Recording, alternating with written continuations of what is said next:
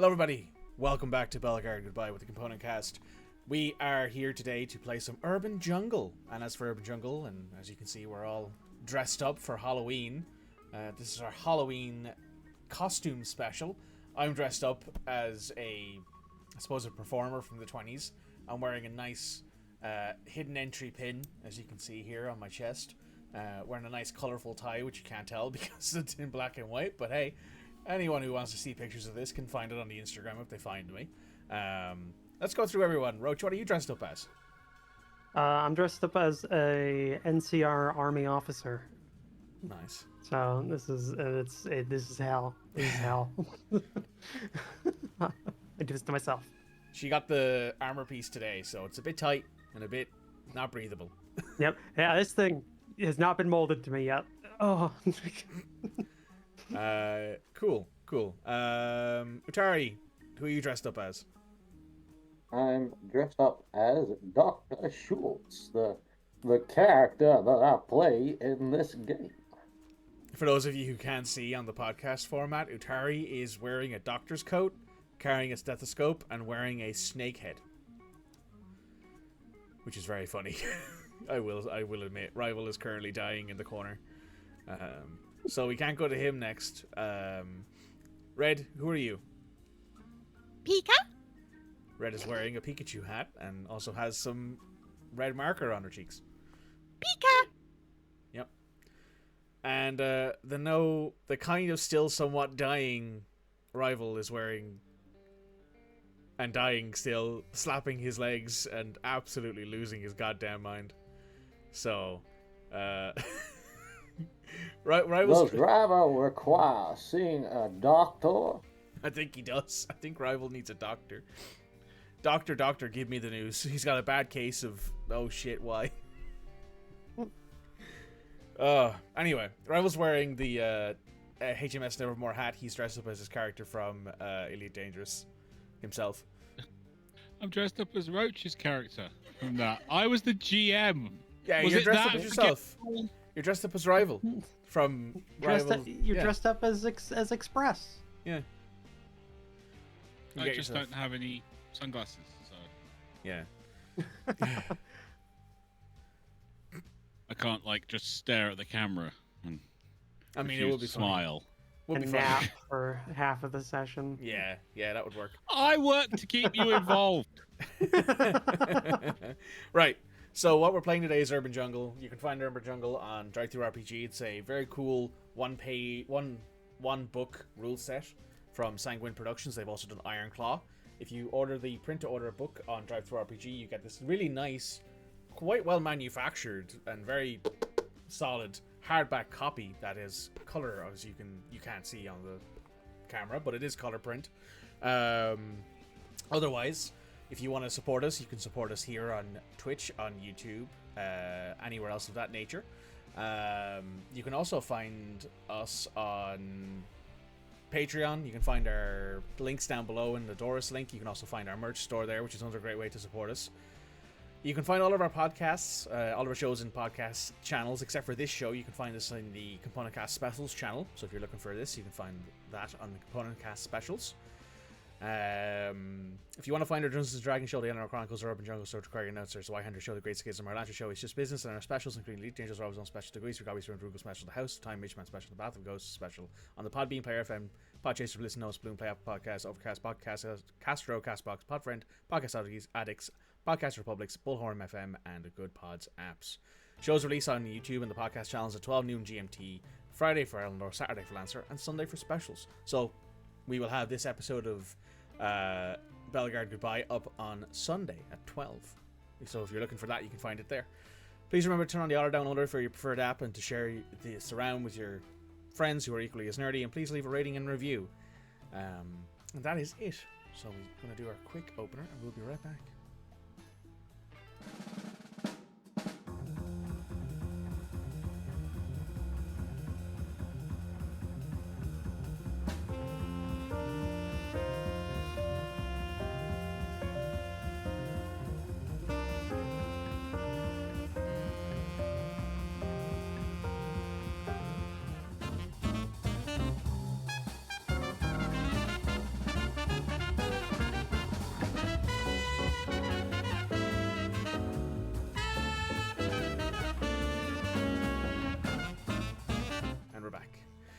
So, last time we left off, things had happened. People had learned some information, so we're going to swing this straight to... let's go straight to... I'm tempted to use your costume names instead of your real names now. So I'll be like, oh, we can go to Express here. Or we'll go to... those are Lieutenant's bars, I think, Roach, on your head? Captain. We'll go to Captain It's NCR. Captain Moore, you know, from the. Oh yeah. Well, she's Yes. Colonel Moore in the Colonel game, but Moore, she's yeah. Captain Moore during Helios 1. Yes, that's true. Yeah. Yeah, I'm not blonde though, so. No, you could have dyed the hair, I suppose, but that's a lot of work. No. It's a lot of work. There's enough bits to commit to there. You know what I mean? Yeah. Couldn't pull off blonde. I did for a while. That was interesting. Cool. So last time you guys came to learn that the 3 suspects of the police, you've talked to 2 of them so far. The Muldoon, Heavy, and that's it, I think. I don't think you've talked to the Parisian yet, right? I don't believe so. Haven't talked to the Parisian, no. No, or the Lombardi, but you recently learned information about them. So, who would like to start? I do have a question. Sure. Has Bullet mentioned where he found the gun to the doctor? Have you?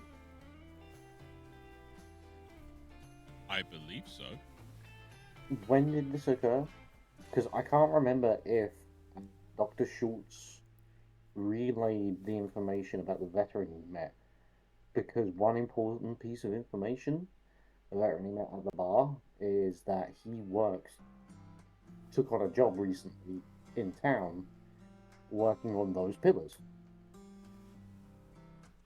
Yeah, That I was a believe I personal- would have let you know where I found it. I mean, I told you where that we found the weapon, and it was.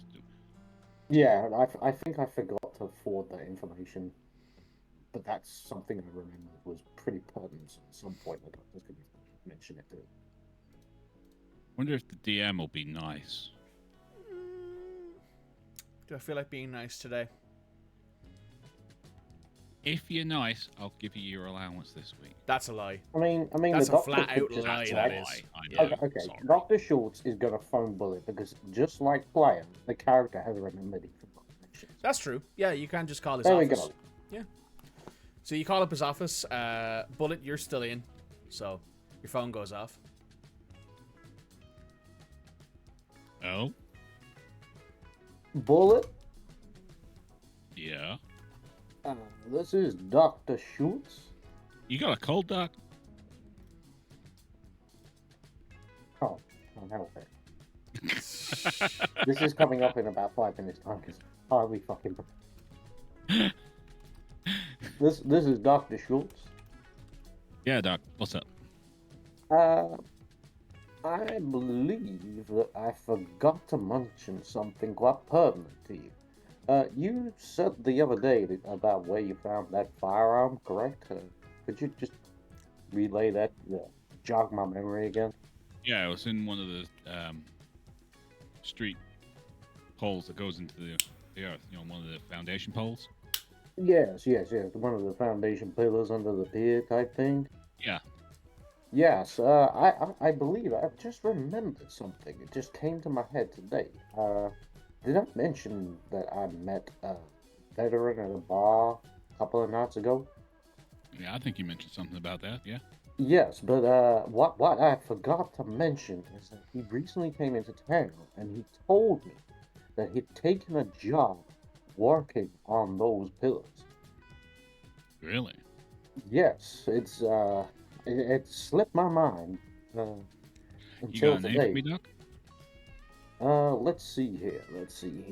What was it?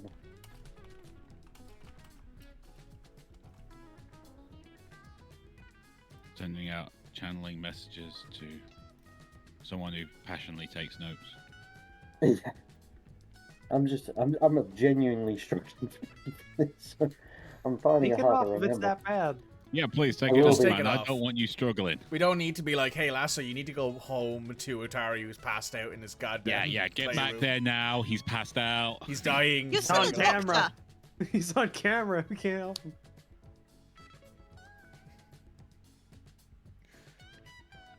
Sweet Jesus. Christ. I'm sweating at you. That's why a lot of full body like costumes that have like head coverings usually incorporate fans in them Yeah, that's true. for cosplay. Yeah, that nowadays. went a lot better in my head than it did in application, so. Yeah, what was the guy's name again? I'm seeing if I can have it. I don't think I do. Oh, shit, I didn't have it in my notes. I just had like his occupation and stuff like that, veteran and stuff.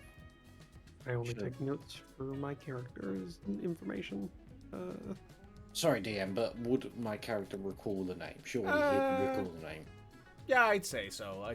His name was William I feel Miller. like it was William. Yeah, William Miller. Ah, there we go, William Miller. Yeah. Yes, a William Miller. William Miller. And what bar was it? Random bar name. Yeah. Yeah, Toad we and never Flax. established a bar name. All right, Doc. Thanks for that. I'll take a look into it.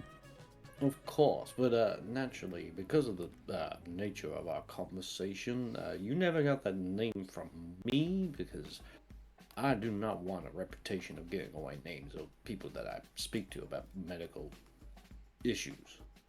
We never had this conversation, Doc. Thank you, much appreciated. What conversation? Take care of yourself, Doc. And you. Click. Nice. So now you're aware of Willie Miller.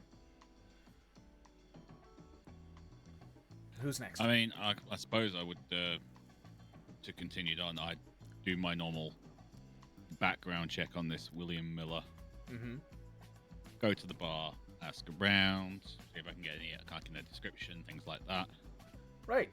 No worries. So Just to keep me busy while you deal with other characters. No, I'm just thinking of what if people would... Well, people obviously know of you. You have a reputation.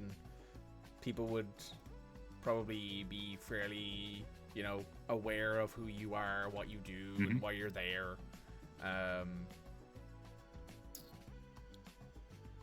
So... Let's say... Yeah, I'm pretty happy with that. Let's let you work away with that while the rest of you, what are you doing? Is it like what time is it? Are we still on the same day as the last session? It's or is it late afternoon, evening time. Day before the trip to the beach.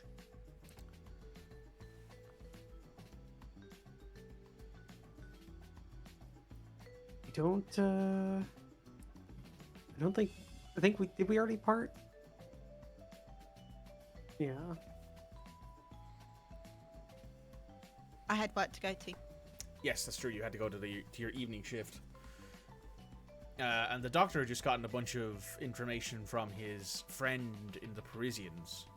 So he had just informed Bullet of that as well. Friend, yeah. Big quotation marks there. But hey, he hasn't killed him yet, so still friends right now. I prefer the term client or patient. Clientele. So yes, Jake, you actually have a lot more information than everyone else here at the moment.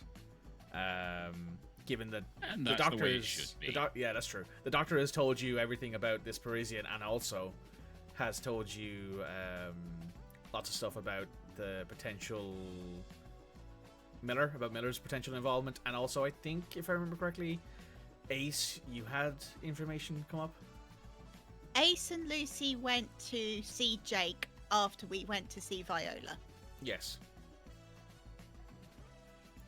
So you're at Jake's office probably now with him before he heads out to the. Well, we've had just finished. I Yeah. was going to go home, get changed, get ready to go to the bar. Yes. And that means I that guess Lucy's driving Jake around, I suppose, for now. if he needs it, if he doesn't need it, then she'd probably just go and like. I'm assuming her and her friends, like, hang out at their like the garage that they were working at in the first session. Yeah, like, yeah. Or like or a place where they drive or do something, whatever car people do. Whatever car people do. Lots of driving usually. Yeah, that's what I assumed. So so Jake, you're heading out to the speakeasy. Lucy, you're heading out to meet your friends at the garage, because obviously you need to do regular maintenance on your Bucephalus, I believe you named them, right? The car. Yes, that Yeah. is correct. Also, because I mean, I take the starter out every time I park, so I mean, it's gotta gotta- be wear You and gotta tear. do something, make sure it's not dying Yeah, on you. there's boxes of those things sitting somewhere. Yep. So yeah, you're working on that. You're heading back. Your usual ensemble is there. The usual people are around and ready. So that would be. Let me double check the names again. It's Ollie, Lloyd, Yeah. Virginia, and Cam. That's right. And you've nicknamed all of them because that's what you do. Yep, that's Ollie.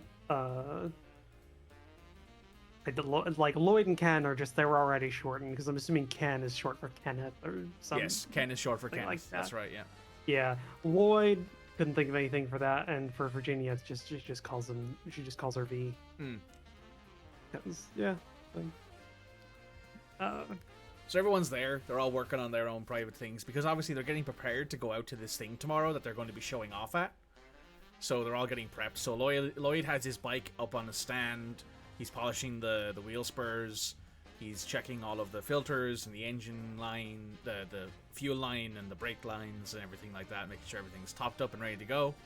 yeah, Lloyd's the motorcyclist. Yes, that's right. He is the actual driver, the actual paid driver. Or racer? Racer. Yeah. Virginia's there with her car. Kenneth's there with his older model. I think we call it a Model B because we can't say Model T. Probably not. I don't know. It might be out of I think we said statute it of was limitations by now. I don't know. Well, no, it was a Model T, I think is what we said, but we were saying he should get himself a Model A, which is Yeah, the newer the thing newer that's thing, coming yeah. out. Yeah. Yeah, So yeah, he's got a Model T. He's looking at getting a Model A. And yeah, they're all around getting prepared for stuff like that. They've ordered food in, so like there's a big old like plate of like finger food that they just seem to go back and forth to every now and again. Finger food for this group. So Lots of I was greasy food. Yeah, I was gonna say it's definitely not something Lucy's used to. No. But getting used to. Okay, yeah, no, she pulls in and gets to work. The general niceties that come with sharing a space with individuals and knowing them, well enough. Yeah. So they're all very happy to see you because they're like, oh, we thought that you'd be late. We're glad you showed up because we actually wanted to do like a group shot when we get there if you're willing to do it. And this is Kenneth approaches you about this. Yeah, no. I have a couple of people who are coming with. But that shouldn't be an issue. Ollie's not a part of this group, is he? No, Oliver's not here. Yeah, okay. Yeah, no, I've got a couple of friends who are coming with, so they'll be joining me. But other than that, shouldn't be an issue. Virginia like gives you this side eye, like, if any, like she gives you that knowing assumption of, oh, you're bringing men with you, sort of thing.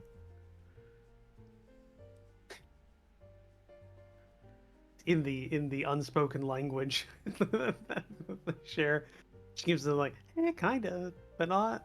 Kinda Not really, yes, kind of, kinda maybe. not. I mean, it's yes and no. It's I yes, mean, but kinda also. like, it's half and half, I guess, depending on, depending on if Ace's mother comes as well. That's true, yeah.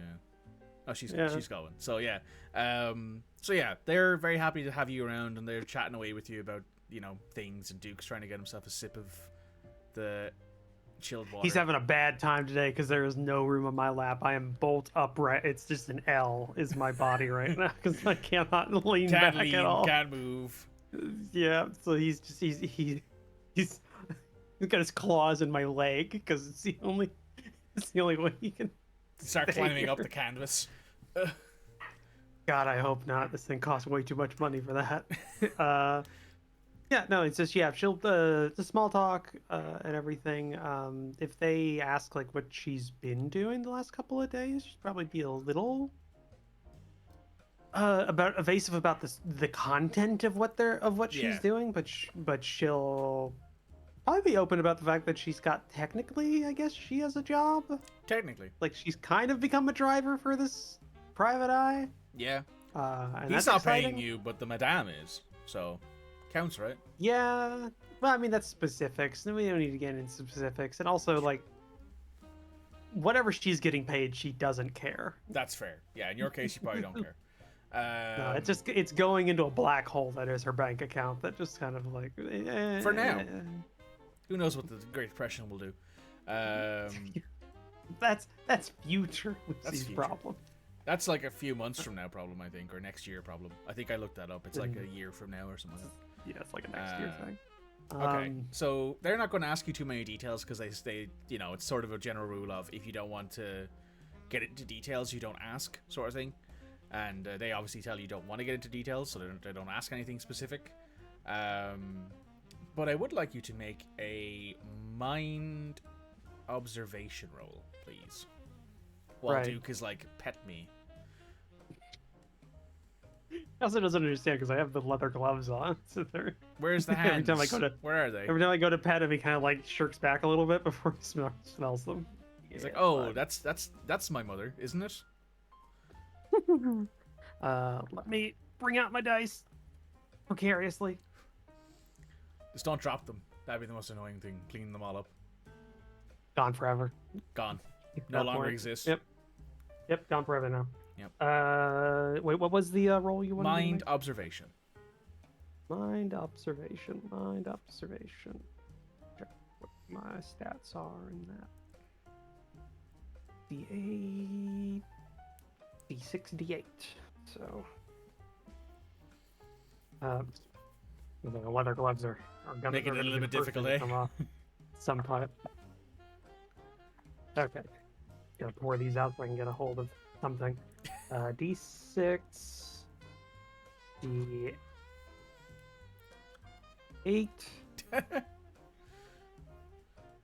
Yeah, well, I could usually do it by feel. Yeah, D8. Okay.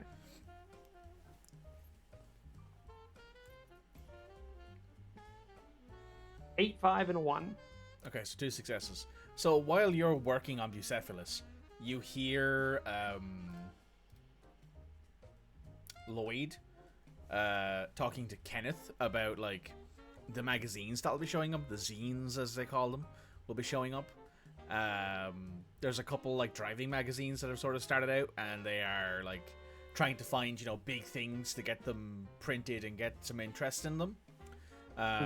There's some belief that there will be a couple of them showing up for interviews who want to try and interview like drivers, try to talk to people about what it's like driving, because obviously it's the south and there's not as many people driving cars down here yet.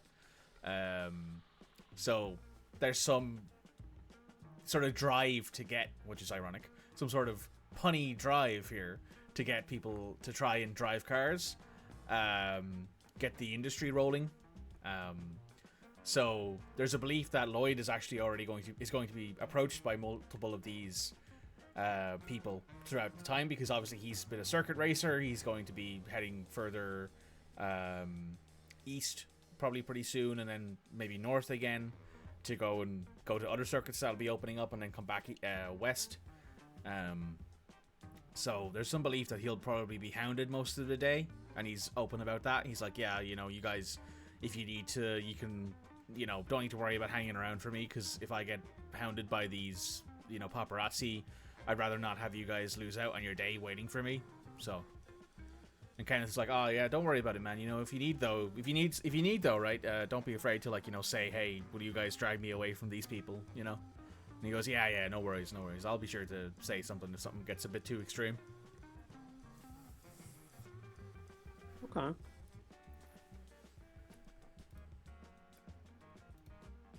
Then I'm assuming. Does Kenneth just look like he really wants that to happen so he can be in the spotlight or have some time in front of? you've known Kenneth for a fairly decent amount of time. I'm going to say that you think he's pretty meh on that. He's like, he doesn't care either way. He drives because he likes driving. He doesn't drive to be famous, you know? He enjoys the trundle of the engine and the speed. He's not necessarily the kind of guy who's like, I want to be a famous driver. He's like, I like driving. He's a hobbyist, you know? Virginia, however, seems a lot more interested in that, possibly, because you see her perk up immediately when she hears paparazzi and pictures and interviews. Well, yeah, she's a woman driver in the 1920s, so she's essentially a unicorn. I mean, there's two of them in the at same this garage point. right now. Yeah, well, yeah. But Lucy's rich, so I mean that's more like this is like, you know, this is her summer hobby. For this summer. Next summer it'll be something else. Yeah, not yachting. He already tried that one summer. Might be shooting with how much she's talking about. I was her guns senior year of high school. recently. Senior year. That was her first half semester of college. Okay. Well, yeah, I don't think Lucy like if it comes to it, she's supportive of you know, him not getting too swamped. Of Lloyd not getting too swamped, but she's not. Yeah, she's not keen to be in front of individuals who know people in the like, you know, People that might know who you are. Yeah, so she's been ambivalent That's fair. about No? that. All right. She's more here to. She's going to show off a little bit, and I guess now also as an avenue to squeeze Info. Ollie for more information Yep. that he might have.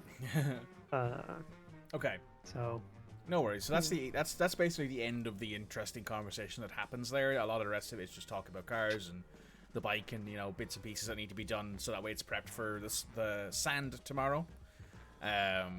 So Jake, you arrive at the Toad and Flax, the speakeasy that's quite near to where Dr. Schultz's office is. You're let in. No one stops you. They give you a nod as like a hey, you know, sort of the acknowledgement of your existence that people do. When you're inside, yeah, it's about what you expected. Fairly small, underhanging speakeasy with a small little area that has a two-piece band in it at the minute. It's a very quiet evening at the moment. It looks like there's only two people actually sitting and drinking. There's one who's in the corner, and then there's one at the bar. Neither of them look up at you when you walk in. The bartender looks up immediately, though, and spots you and goes, "What can I get you, sir?"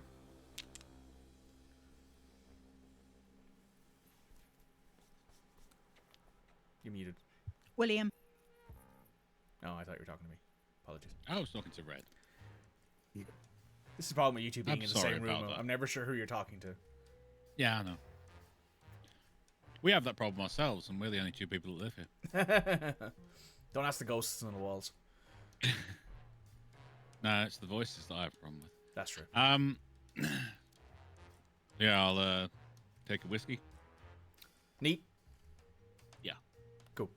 And he grabs a, random bottle of bourbon off the shelf and pours you a measure. How much?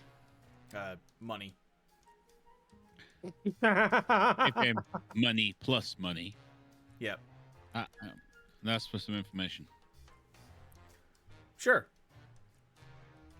And he leans up against the bar. Looking for a guy. Goes by the name of William, or was it Morris? Miller. William Miller. Here he frequents this establishment. Oh, yeah. Yeah, Miller. What do you want to know? Oh, look, he's here.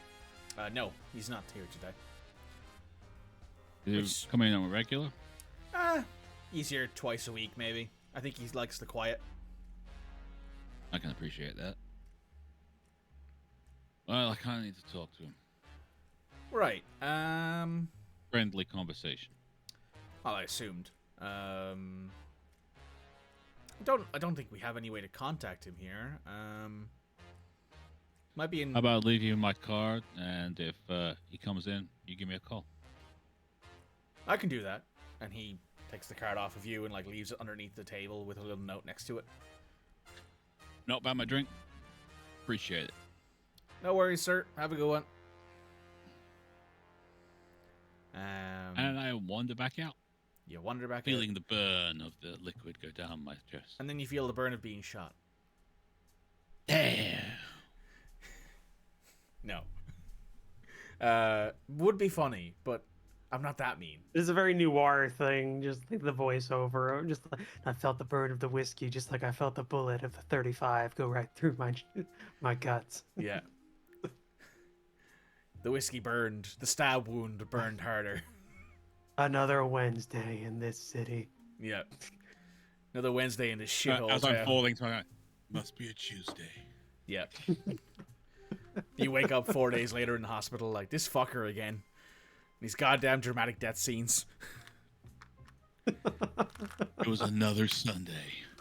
You can't No, keep the doing bullet this. You're gonna go survived. bankrupt. Oh, that's the 20s. The medical expenses probably aren't as bad as they are in modern terms. Rival, you did name yourself Jake Bullet. Yeah. Yeah, That's but I was true. going Jake Bullet, Cybernetics. Huh. That's traffic control. Right. So, you all head back to your apartments for the evening. Nothing else comes up. Oh. Ace. We did my night shift last week. I remember that now because Yes. that's where I found out the Lombardi was a goat and was definitely Viola's boyfriend. Yes. We went to visit her. I had a feeling that that was something that I definitely gave to somebody. I wasn't sure to who, though. Too much information. The only other thing is I will be definitely asking Mr. Joe and my boss at the speakeasy for the day off tomorrow because I've got deceit dice. I'm not gonna use them. All right. Yeah. So you're telling them that, hey, I want to go to the beach with my mama, and We've been invited to the beach tomorrow. If it's okay, may I have the day off, please? where did I leave my dice? It's always a problem when you have too many of the fucking things. Is Where it did I under leave that, what looks like a sprue in the bottom corner of your screen? That is a sprue in the bottom corner of my screen. But no, I actually wanted to use these dice that I bought, which are amethyst dice. They're really pretty. Ooh, kind of match your fingernails too. They match my fingernails, and my shirt, and my tie. Oh my goodness. Right. Yes, They're they're gonna- all grey. Yes, they're all grey on screen. If you guys want to see this in color, by the way, no, not available. I thought you had something for a second there. Go to the But you Patreon. should know that. But you should know that the pattern in Mikey's shirt is sparkly. Yeah, it's like gold. It's got like gold. And grey. Yeah, and grey. Right. So you ask Mr. J, who's your boss at the diner first. Mr. Joe. Mr. J is somebody else. Mr. J. Puddin'. Puddin'. You ask Mr. Joe, who for some reason is smiling a bit wider than usual. And he's like, you know what? Yeah. You only took like an extra like hour off that day after you were at the Amethyst Eye. You can have tomorrow off. Let your mom know I said hello. This dice is rolling hot. And your speakeasy boss, young fella by the name of Matthew, or Matt, as he insists everyone calls him, says, yeah. You know what? Tomorrow's gonna be quiet anyway. We don't have a band in. They're busy. It's something else.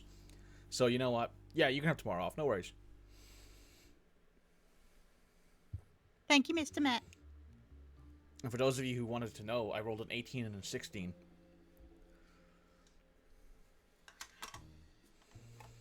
So yes. Anyway, moving on. So you get tomorrow off, and I don't believe there's anything else then for us to do this evening, or unless anyone has any particular questions or inquiries. I think the stunned silence is a no. In the morning, you all get prepared for your trips. Jake, I don't believe you're going to the beach, are you? Okay, so let's do what you and the doc are doing, because you two aren't going to the beach. So, Jake, you, I believe, had an appointment to check in on one of the owners of the 38s that were bought this morning? Yes, I did. Yeah, you did. So you're heading off to their place. It's a bit of a trek, but Lucy is not around to drive you this morning because she is heading to the beach with everyone else. So you head on out. It takes a bit of time to get there. You got to jump on a tram and get there, or a trolley, whichever one you prefer. And when you arrive, you find yourself in Parisian territory, which not all that unusual. One of the bigger gangs in town. But there are for sure people walking about who are wearing the patented sort of blue sashes and blue patches of the Parisians who are strolling around casually, which is a bit unusual for this early in the morning, or late in the evening, depending on how you look at it, I guess, depending on what your particular employment is. But they don't pay you any mind. And when you get to the front door, you know, knock on it. After a few moments, the door is opened, and I believe this was one of the men. Yes, it was. He opens the door and goes, "Mr. Bullet, right? That's correct, sir. Please come in. The people around make me nervous." I appreciate that. And he closes the door behind you. Would you like a coffee? There's a fresh brew on. I appreciate that, sir, but no, I've got a busy day ahead of me. No worries. And he walks over to a so the hallway of this house has a chest of drawers which has like a bowl sitting on top of it with house keys probably and a wallet. And he opens one of the drawers and pulls out the 38 and shows you shows it to you. Serial number. Serial number's there and everything's right about it. All right. That's all, sir. Thank you very much for your time. No worries. And he puts it back in the cabinet and closes it. And I take my leave. Perfect. You take your leave and Get shot in the back. I mean, It feels just like that whiskey last night. It'd be very Roach of me to shoot you in the back of the head. I like how some people got that reference and some people didn't because it's been so long since Strakoga. But anyway. Yeah. Okay. Yeah. Yeah. It's. You know when Lawrence ended up in hospital. Remember that? Yeah. Yeah, I remember. I remember. So when you walk out, I especially remember. So when you walk out, you notice immediately that some of the people who had been on the street are now gone. In less than maybe in 2 or 3 minutes that it took you to get inside the house, check out the serial number, check everything about the gun, and then get outside, the vast majority of the Parisians are gone. Interesting. I'm in danger. I'm in danger. Yeah. Then you get thrown through a window as a brick. One of the best memes. I'm a brick.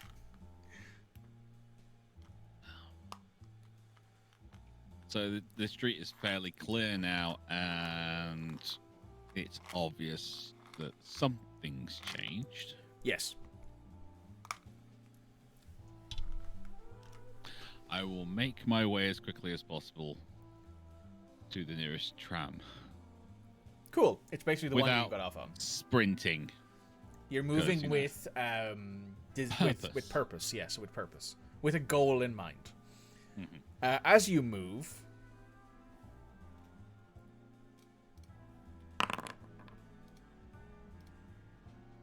Okay. You are sure for a moment, for a split second, that there's a pair of eyes somewhere on a building behind you and to your right. Thinking... second, third floor? That's looking at you. And then a second later, it's gone.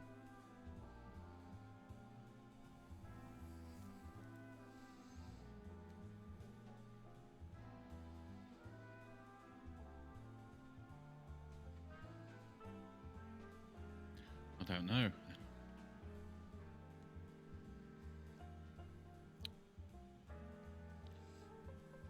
Like have a cursory look round without kind of, you know, putting any kind of emphasis on that I'm.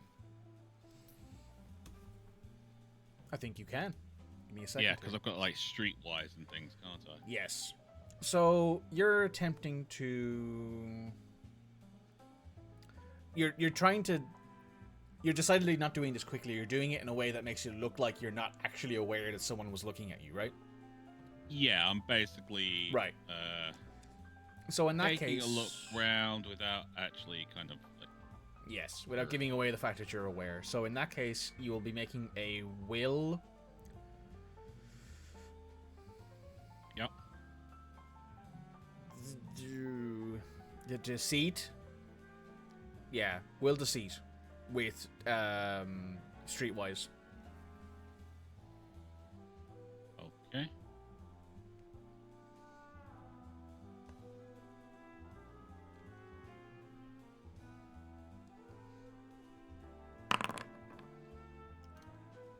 Two successes. Nice, and you got a 12 and a 6.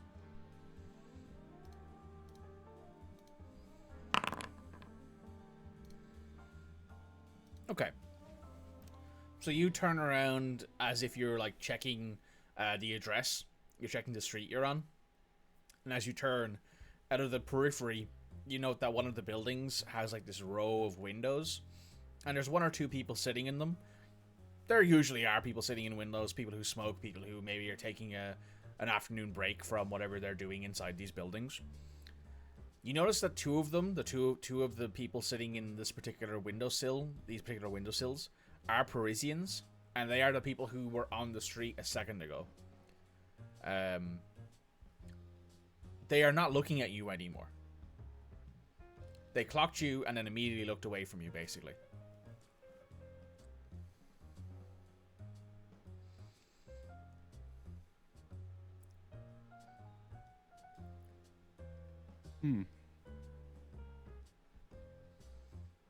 I'll keep moving on. I've got nothing. I mean, it's obvious they were keeping an eye, maybe on the guy. They heard that I was doing investigations, that kind of thing, but I've got nothing else to really go with at the moment. Sure. So you head on back to your, to the tram stop. Meanwhile, Mr. Schultz, the good doctor. Your morning is spent giving out, let's see if they're real or fake prescriptions today, shall we? Let's roll and find out if they are real or fake prescriptions. Hey, legally they're all real. This is true. Legally, they're all real. Legally, they are all real. You're giving out... Morally, Whether the melodies are or not, Yeah, that's who's true. to say? You're giving out a vast majority of legitimate medical practicing today. I mean, a good doctor today. Yeah. For a change, which is a nice experience for you. There's a couple people who come in who have had, maladies, the odd malaise. Fertility doctors wouldn't really be a thing in this era, right? It would just be you go to your normal doctor and you ask, I suppose. Yeah, you wouldn't have. And they prescribe you alcohol. Yeah, drink more. It might help. You might not even go to the doctor. That's true, yeah. You might go to your local spiritualist or whatever instead. So yeah, none of those people show up. No people looking for that particular help show up. But there are a few people who show up with malaise and a general misalignment, and someone comes in who separated their shoulder in work. You have to pop it back in. It's quite a painful experience, but it's relatively quick. Go ahead and make me a mind academics roll for me, and you can add medicine to this. And you know what? Go ahead and add a d6 because of your costume. Just because of the snake mask I was wearing earlier. Yeah. Well, you're also carrying a stethoscope, so you actually have medical equipment on I you. actually have. This is actually a working stethoscope as well. Nice. Yeah, it'd be cheaper just to buy one of a working one than it would be to make your own. Yeah. Yeah.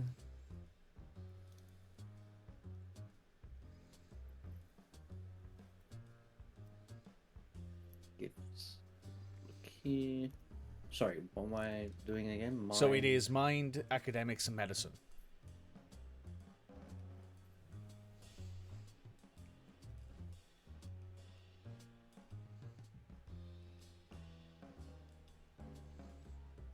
Have to open this way. Needed.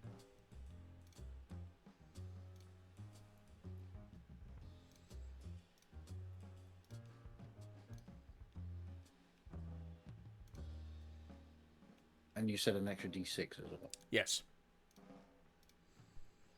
That'd be some hopefully big numbers.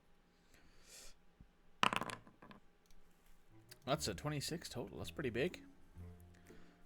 So all of successes. So 4 successes. Very nice. So your day goes by, well, your morning goes by really, really well. The guy who comes in with a separated shoulder, it's something you've treated before, and you've seen it before where, you know, it's been pulled out because of a bad twist, and you can just pop it right back in. It's not a fun experience for the patient, but once it's back in, the pain goes away relatively quickly. As someone who's had a dislocated kneecap, not a nice time. Yeah, not great. Not great. Yeah, can we stop talking about that now? Can we leave that behind? Can we stop now? Yeah, that's fair. What, the dislocated kneecap? Want to stop talking about it? Because mine has a tendency to do that at random points, right? Mostly in the middle of town when he's walking and then just falls over. Ooh, not great. Not great. No. So yeah, you know, you deal with your patients fairly well this morning. Everyone is very happy. You've made yourself a solid income. And there's a few people obviously who come in and are like, Doctor, I've been shaky. I need help. And you go, ah, yes, medicine. A wee tipple for you, my good sir. All in all, though, people are pretty happy to be here, and they're happy to see you, and they're happy to come out a little bit healthier. So, good job. Good job, Dr. Schultz. Good deal. And now, over to Lucy and Ace. Lucy, you pick up Ace at her place. It's probably easier to do it that way and then come back through town. Is it just Ace? It's Ace and her mama, who's a about 65-year-old skunk lady. Okay. All right. 60-year-old skunk lady from the south. Okay. Yeah. Yeah, Lucy goes to pick you. Yeah, I guess she would go to pick up them first and then go back towards town on the way out.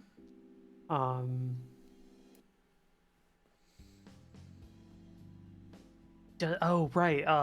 Is Ollie going on his own, or is he wanting a ride? He did ask specifically for an invite, which means he probably wants a ride. Cool. Yeah, I think Lucy would have done that first thing. Gonna get a Ollie. Gonna pick Ollie first up. Yeah, well, more so Ollie's just gonna come to the hotel or whatever. Yeah. So, yeah, but yeah, Ollie's there in the morning. If that's what you've told him, if it's like, oh, I'll bring you. He shows up and he's wearing a very nice suit, very nicely tailored. Looks quite good on him. He's got a hat because, you know, it's sunny and that sort of stuff. He'd wear a hat anyways. He's got a hat because it's the 1920s. That's true. Yeah. That's true. He's wearing a... He wouldn't be dressed if he didn't have a hat. True. Wearing a wider brimmed hat. I don't know what style that would be. Something with a little bit more of a sunshade cover. I'm not quite sure what that would be, but... Be a wide brimmed fedora or Yeah. a wide brimmed, like, whatever. Stetson, maybe? I don't know. No, Stetson is a brand. Oh, I don't know. Not a fashion person, if you can tell. I'm sure if Midge was here, he'd tell me all about it. Anyway, yeah, so he shows up, well-dressed, prepared, and he goes, are we picking anyone else up? Yeah, so I have to go pick up a friend.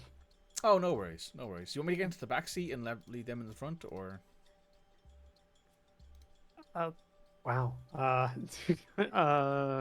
You don't have to, because it might be more than one. Don't know. Oh, okay, okay. Oh, stay. It's a weird way. It's a weird request. Well, he's wondering if he should be the gentleman and let the woman that you might be picking up sit in the front seat, because he doesn't know who it is. Yeah. So, but yeah, no, you're fine. And she, on her way, probably fairly early in the morning, arrives. You hear it. You hear it like 2 Well miles ahead of before you time. say it. We're already downstairs. We've been waiting outside for a few minutes. So yeah, you pull up, you see Ace and her mother.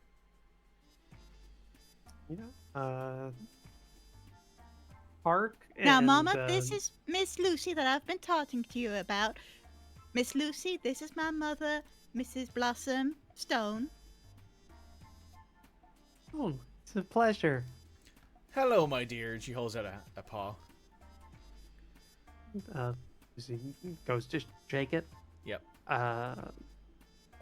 Does Ollie get out and actually do the gentlemanly thing of Yes. opening the door for the two ladies? He does, yes.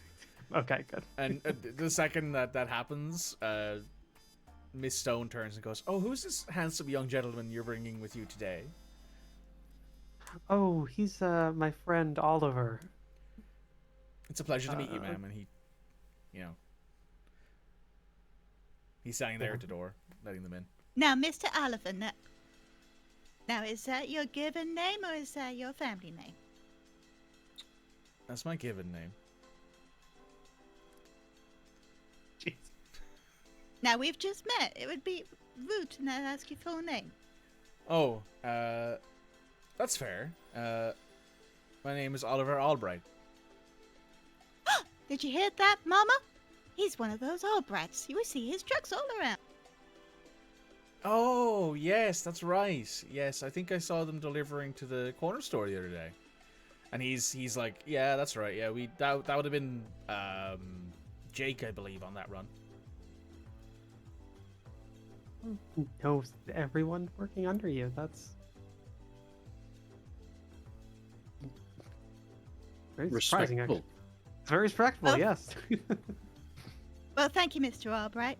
Now, get in, Mama. This is our first... Well, this is Mama's first time in an automobile. Oh. I Oh, will. shit. I will keep that in mind. Vroom.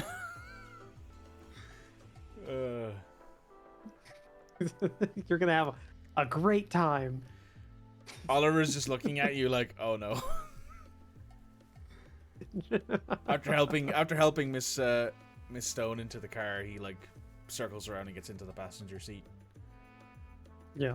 Yeah, and on our way. Are you actually trying to be as good a driver as possible here and not there's no... The rules of the road are very, very nonchalant at this point in history. They're more Are suggestions. you gonna kill my Mama? Are you going to give her a heart attack by putting the foot down and going 100 miles an hour on rickety roads? Okay, see, Lucy is a good driver. She Yeah. is a...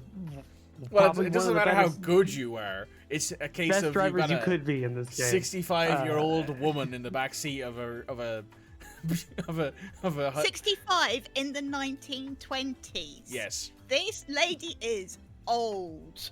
1920, 65. She was around for the U.S. Civil War. Yeah. She was Oh, alive for alright. the Civil War. To clarify here, people lived to that age. Yeah, it just regularly. wasn't as common. The reason why the average lifespan is so low is because it's an average. What it's telling you the story of is not that people didn't get old. It's the story of lots of people didn't make it to adulthood. Yeah. Yeah, that's true. Yep, nope. She was born in 1863, 1 year before the Civil War ended. She's been around for some shit. She was born in the Confederacy. If Oh, she was God. born. Oh no, she's one of Yeah. them. Daughters of the Confederacy. Actually, no, it probably wouldn't be, because if it's Louisiana and we're inside of Bellegarde, if it's the same thing as Louisiana in our timeline. the Our Union had family's control actually of from it. Kansas. Okay. Bleeding Kansas was the thing, so could go either way. Yeah, no, Lucy will drive nicely. She will not go above second gear. Because there's like 4 As we gears previously- in this thing. But as we previously established, the Husenberg Model I gets up to 89 in second gear. Yeah. Neom. Well, So it would usually be a pretty long drive to the beach from where you guys are, but thanks to Bucephales's incredible power and the masterful pilot behind its steering wheel, it takes a lot shorter than you would expect. you get there. Actually, you know what? I'm gonna roll something here because I want to see if this. I want to No. see if you die. I want to see if the car explodes. No, that would be mean of me. It really would be. It'd be funny, but it would also be very mean of me. No, so you don't see any of your friends on the road while you're on the way there, and you arrive before them. So you're at the beach. It's this big stretch of sand that's been like sort of pushed up against what probably is or maybe used to be one of the docks, and it stretches out for quite a while down the coastline. There are people already here. It's a bright sunny day. Highs of like 100 because it's Fahrenheit. That would still be that would be monstrous in that humidity. Yes, it's a nightmare out there. But hey, it's a beach, so there are people wearing their swimwear, which in this era is like full suits. Suit. Yeah, full suits. Yeah. Um, It'd be full suit. It'd be full suits. You're like down to their like the classic below their black and knees, white, right? like Yeah. striped ones. yeah, like they're down below to their knees and like actually like looking. It looks like a one piece like PJs thing that we'd wear today, more or less. Plus, I want to remind everyone is covered in, well, a lot of people are covered in fur. This is true. It's even hotter than you think. Yeah, and Lucy is part Arctic fox. Fluffy. So, Well, well, it's- it's the summer, so it's the yeah. summer. So she's not. Not super She's the summer, fluffy. but she's part gray and part Arctic fox, so she's got that weird like brownish summer coat. Yeah. So yes, you hit the beach. There's plenty of parking. Again, like Rocket right off. opposite side of it. Yeah, you end up in the water. You're halfway to Cuba Yeah. by the time you actually hit the deck. As long as I don't let up off this accelerator, we won't sink. Yeah. We're getting some Havanas tonight. Yeah, no, pull in and park. Is Ace's mother alive? Let's find out. Oh, come on. Oh yeah, she's fine. Yeah, she's fine. She had a lovely time. Yeah, she's probably been in a train. This thing gets up to train-like speeds. More or less. So, Ace and her mama, because they are from the same stock, would have been chattering the whole way and asking Ollie many questions, possibly too many. Okay, give me a couple. Give me a couple of your best hitters there. Where did he go to college? How long is he going to be in the family business? How old is he? Does he know? Does he know? Does he know? Does he know? Basically going around the big families of Oh, the okay. area. Yeah. So the first question you asked is where he went to college. He went to BCU, Bellegarde Central University.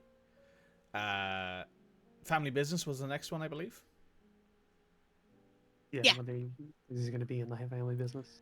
He says yes, he already is. He's actually looking to get promoted next week to be a regional manager at the local warehouse.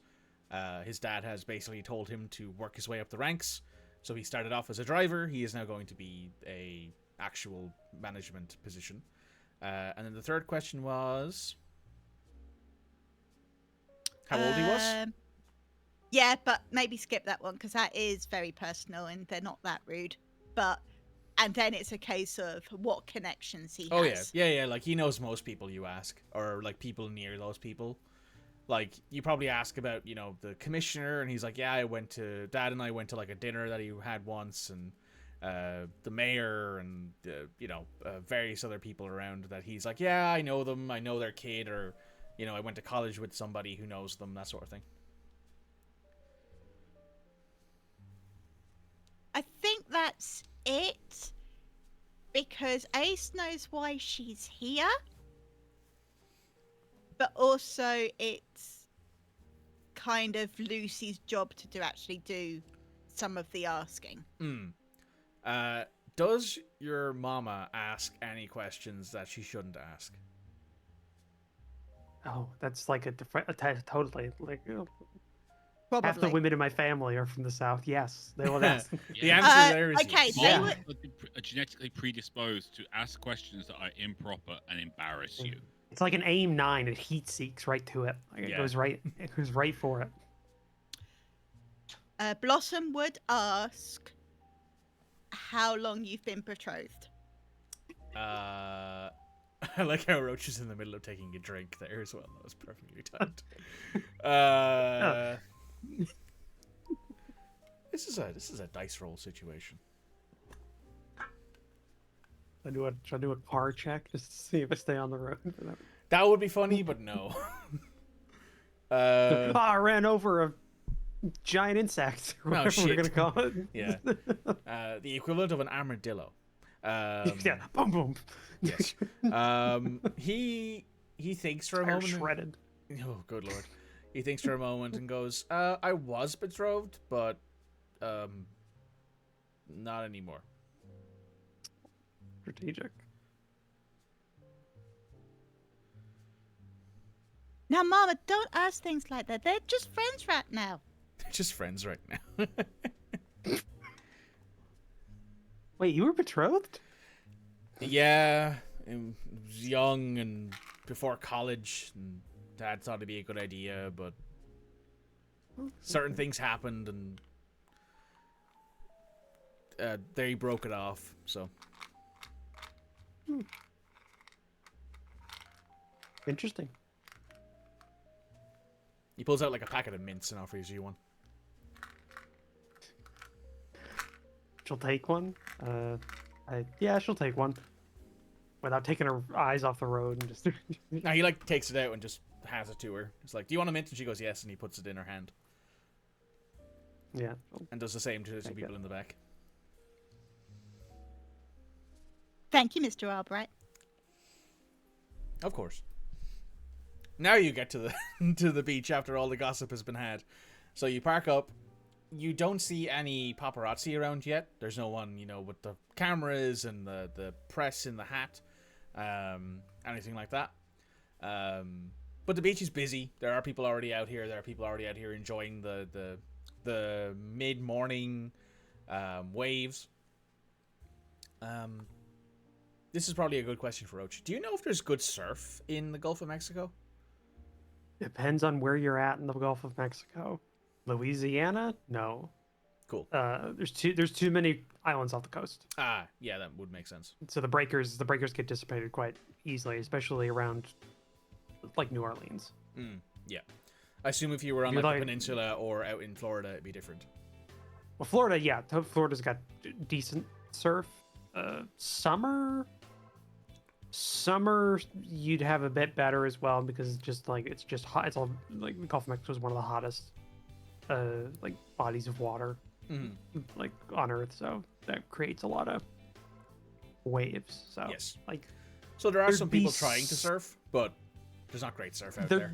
yeah, there'd be some, like that's why boogie boarding was a thing, but that's not a thing at this time period. that's much more common and like there. So yeah, probably a bit. There's a few people out trying to surf, but the surf's not great, but they're trying. And there are people who are already setting up like their food carts and their grills and getting ready to, smoke stuff. You know how it is. I mean, meat, probably also other stuff too, but Well, it goes without saying, everybody's chain smoking. It's Yeah. 1920s. that's true. My doctor prescribed me 20 of these a day. Of course, it's good for the throat. Relaxes the larynx. So, you're at the beach now. Ollie gets out of the car and he has a bag with him because he probably wants to get changed into an actual swimsuit and not stay in this fairly nice suit all day. There is a changing room that he turns to Lucy and goes, "I'm gonna get changed. I'll be back in a minute." I'll be here. He goes and gets changed. You three are now on your own. Mama, that was rude. I was just asking a question. Come now, It's you know fine. better than that. It's fine. Now, Miss Lucy, we were going to head down to the beach, but do you want us to stick around a little? You can if you'd like. I'm more so waiting for some of my friends to arrive. Don't know when that's going to be, but I don't want to keep you if you're from the festivities. Well, we're gonna go get changed first. But if you'll see us, I think. You'll see our tails, if nothing else. You do stick out. Lots of fluff. Oh, I just realized that Ace's mother would also being like 65, just a lot of like gray hair around the muzzle and everything like that, and that'd be so fucking cute. It just I've been looking at skunk pictures, and they are cute. skunks are cute. Yeah, we had a skunk here, like on our property for last year. Had babies and everything, just in one of the barns on the property, and it had a route every day where it would walk across our driveway and back and forth. And saw it one last time when there was like 3 little babies following her. Yeah. Aww. That's actually Yeah. Blossom and Ace and her kids. But yeah, no, I guess at least Lucy would double check things on the car. She's probably got like I would say like if it was modern day, like a microfiber cloth, but probably just like handkerchiefs and stuff to wipe down anything, especially because it's 1920s, so there's bugs on the windshield and everything to clean off. Yeah, for sure. There's lots of bugs on the windshield. Lots of bugs on the windshield. Because, it's also the south. Yes, in the summer. Yes. So, you're cleaning off your windscreen when you hear the telltale sound of Lloyd's motorcycle. Sorry, it's Floyd, Yeah. not Lloyd. It's Floyd, not Lloyd. Is it Floyd? I have it written down as Lloyd. It is Lloyd. That's my. Yes, that's my. it's Lloyd. Yeah, I was I gonna got my say, own. it's- I got myself mixed up on that one. Yeah. So you hear the telltale rattling of the. It's probably a 4-stroke engine at this point. It's a Tiger, Moto Tiger. Yes. So yeah, Uh, yeah, it would be a 4-stroke. So yeah, you hear that rattling of the 4-stroke engine approaching, and you see him full black leathers with the skull cap helmet with the big mirror goggles that they wore back then. Yeah, all leather, totally useless. Yes, but And looked no cool. padding. Looked cool. Yep. He pulls in next to you, kicks down the kickstand, and pulls up the goggles. Hey, Lucy, how you doing? You got here early. Yeah, I had some friends that I had to that I brought with, so decided best to get out here early. They're changing right now. Right, yeah, so. yeah. Your set for these looks great out in the sun. Looks great anywhere. True. And he walks around the car and he's giving it the old one over just before he finishes up. His bike is very impressive. It's big, it's heavy, but he handles it like it's a light little paperweight.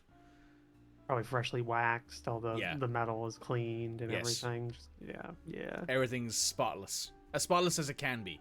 Yeah.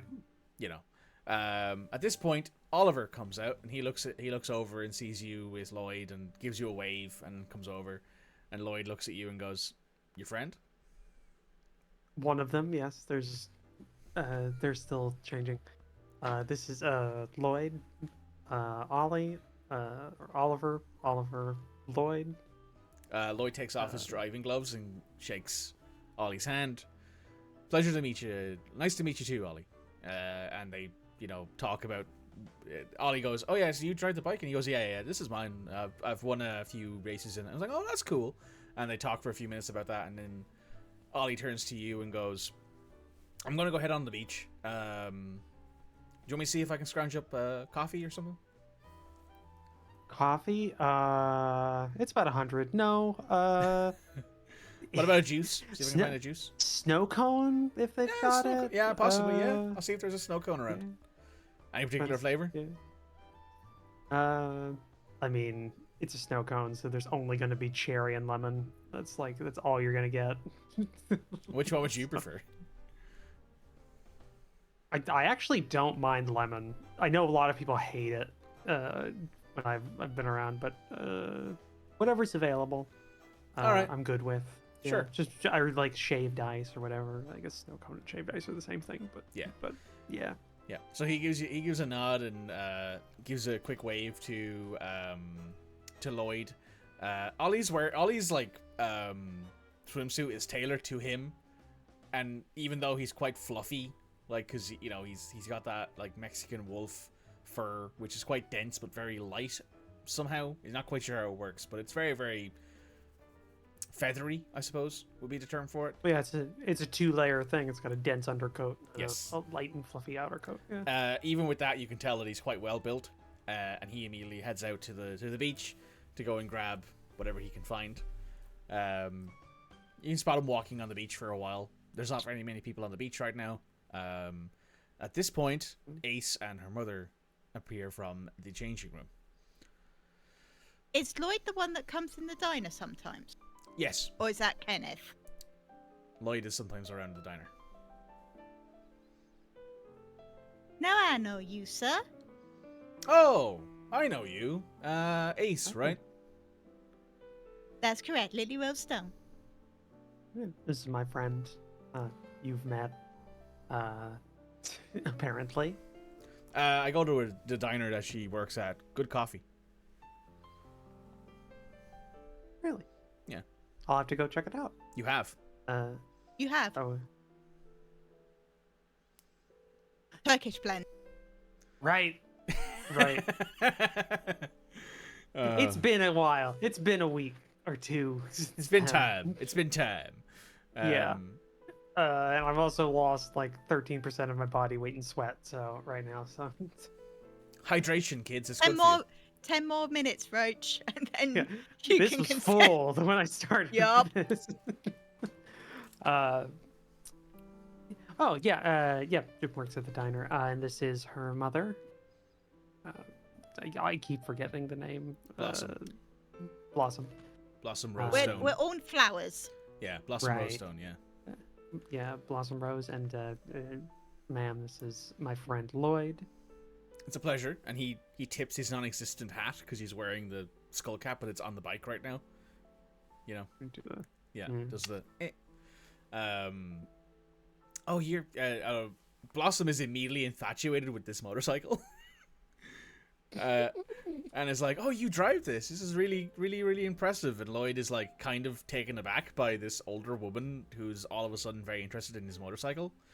But they chat, leaving you two on your own.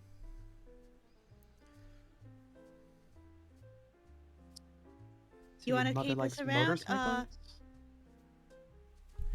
My baby brother had one before he went away. Oh. Sorry, what did you say before? I was just gonna say, do you want to keep us around, or do you just want me to keep an eye on things from the beach? I don't want to make things too obvious. Well, Ollie went onto the beach. He's going to get a snow cone, or look for one.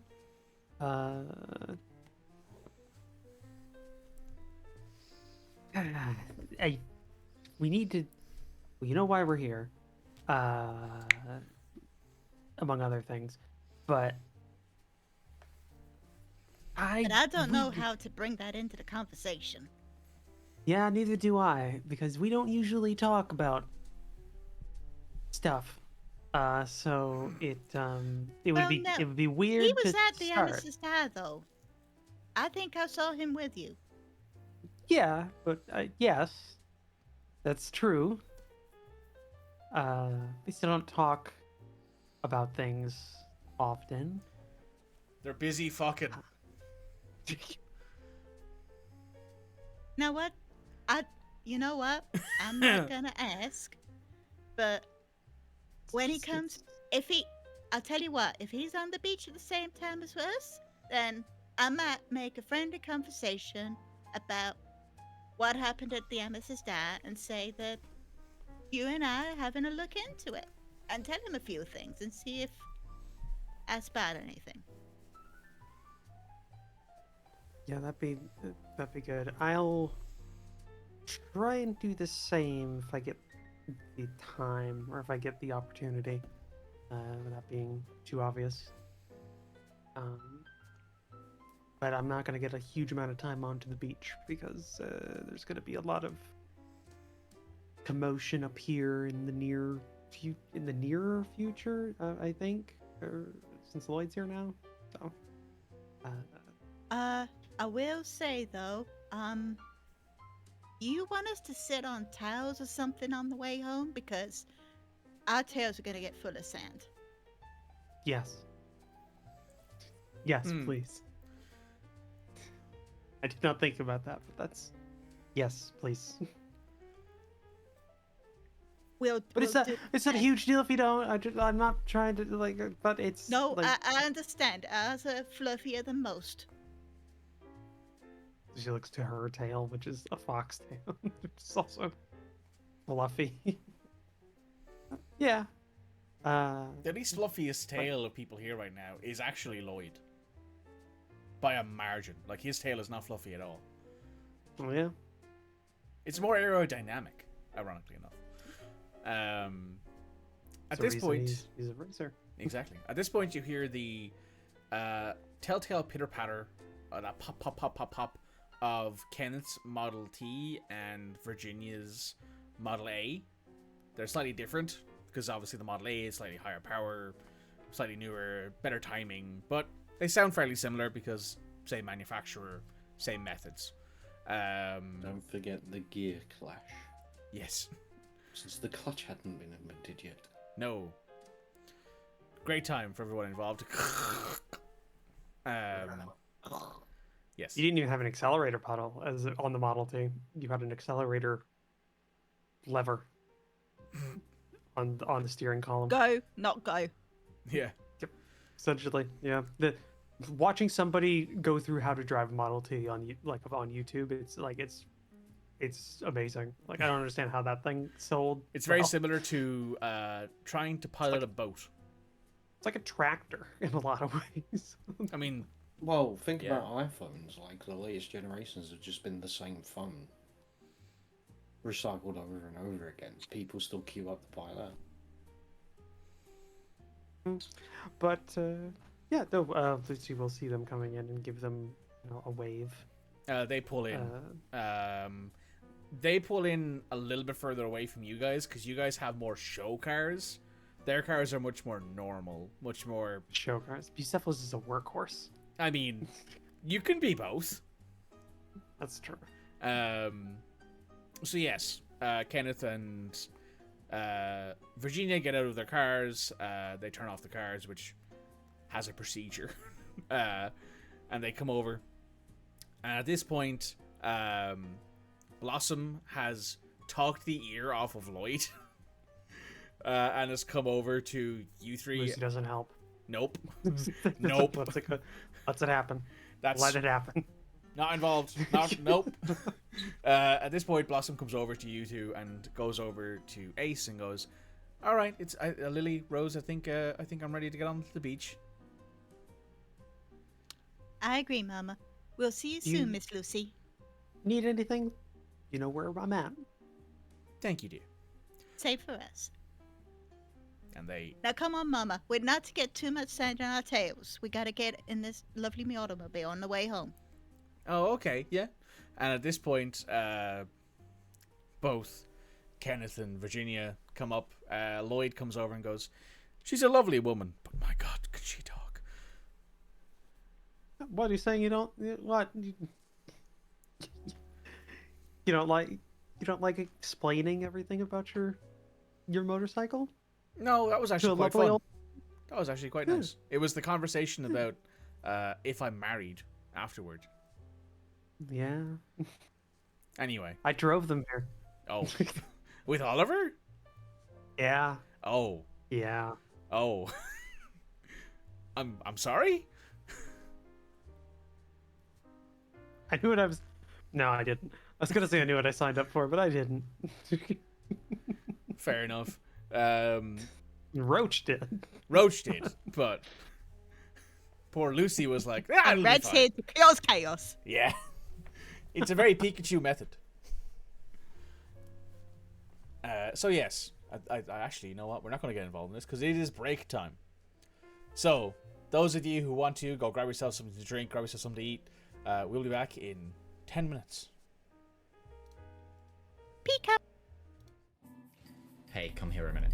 Do you need royalty-free music for your TTRPG content, whether that be a YouTube video, stream, TikTok, Instagram post? Don't worry, we've got you covered. My name's Alex, I've been a content creator for almost a decade now, and I've teamed up with my good friend Harry to produce 10 royalty-free songs for you to use in your content completely for free. We've tried to make a whole range of motifs with this album, covering happy music to sad music, to mystery music to combat music. And if this takes off, you know what? We might even make some more. So give the Elendor Chronicles soundtrack Volume 1 a shot. It's free to stream everywhere, and if you want the high quality downloads, you can come over to our Patreon and download them, or you can contact me directly at tabletop@themidgemansworld.co.uk as a creator, and I'll just give it to you for free. That's it, there's no catch, and just to prove it, we've also given you guys a user license agreement to prove that you have the complete perpetual rights to use this content. So enjoy, and good luck on your next adventure.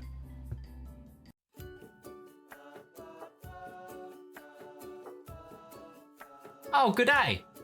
I'm Martin Sanderson, and I'm the CEO of Avari Military Solutions. We here at Avari know that it doesn't take much to cause problems out on the frontier, whether that be from local pirate raids, neighboring interstellar powers, or even just an unhappy populace with unreasonable demands. Just what is a small to mid-sized regional power to do when faced with these problems?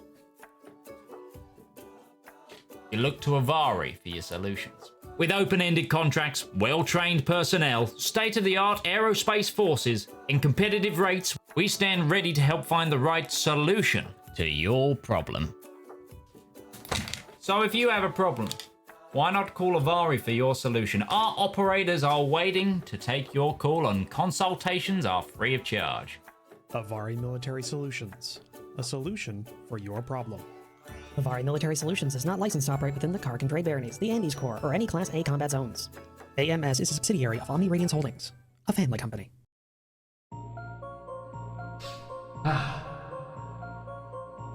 When is a story more than a story? When a tale is more than words on paper?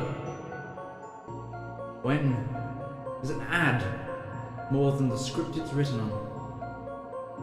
In the darkest and deepest annals of our own history, worlds of wonder and splendor burst through like a blister made of hope. From the brain that's wrestled and riddled with madness,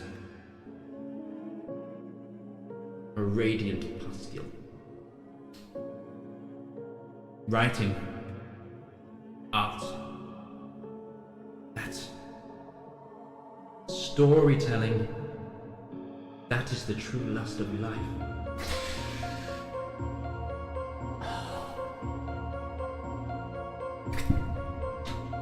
You too can dutifully indulge in art. Like fans of the greats. Shakespeare, King, Tolkien, Seuss, Mercer. You too can indulge through Twitch Prime. Get an extended access to a wealth of knowledge with a simple click, an emotion so small that it could endlessly amount possibilities. Embrace those feelings.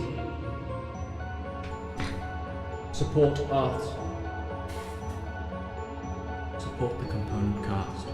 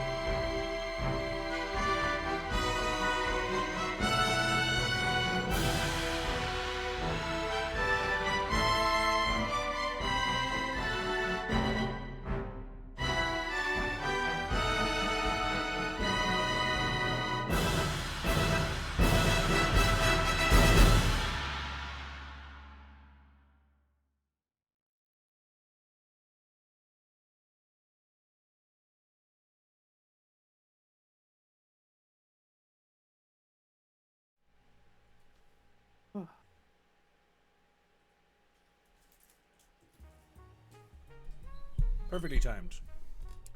Perfectly timed once I unmute myself. Right.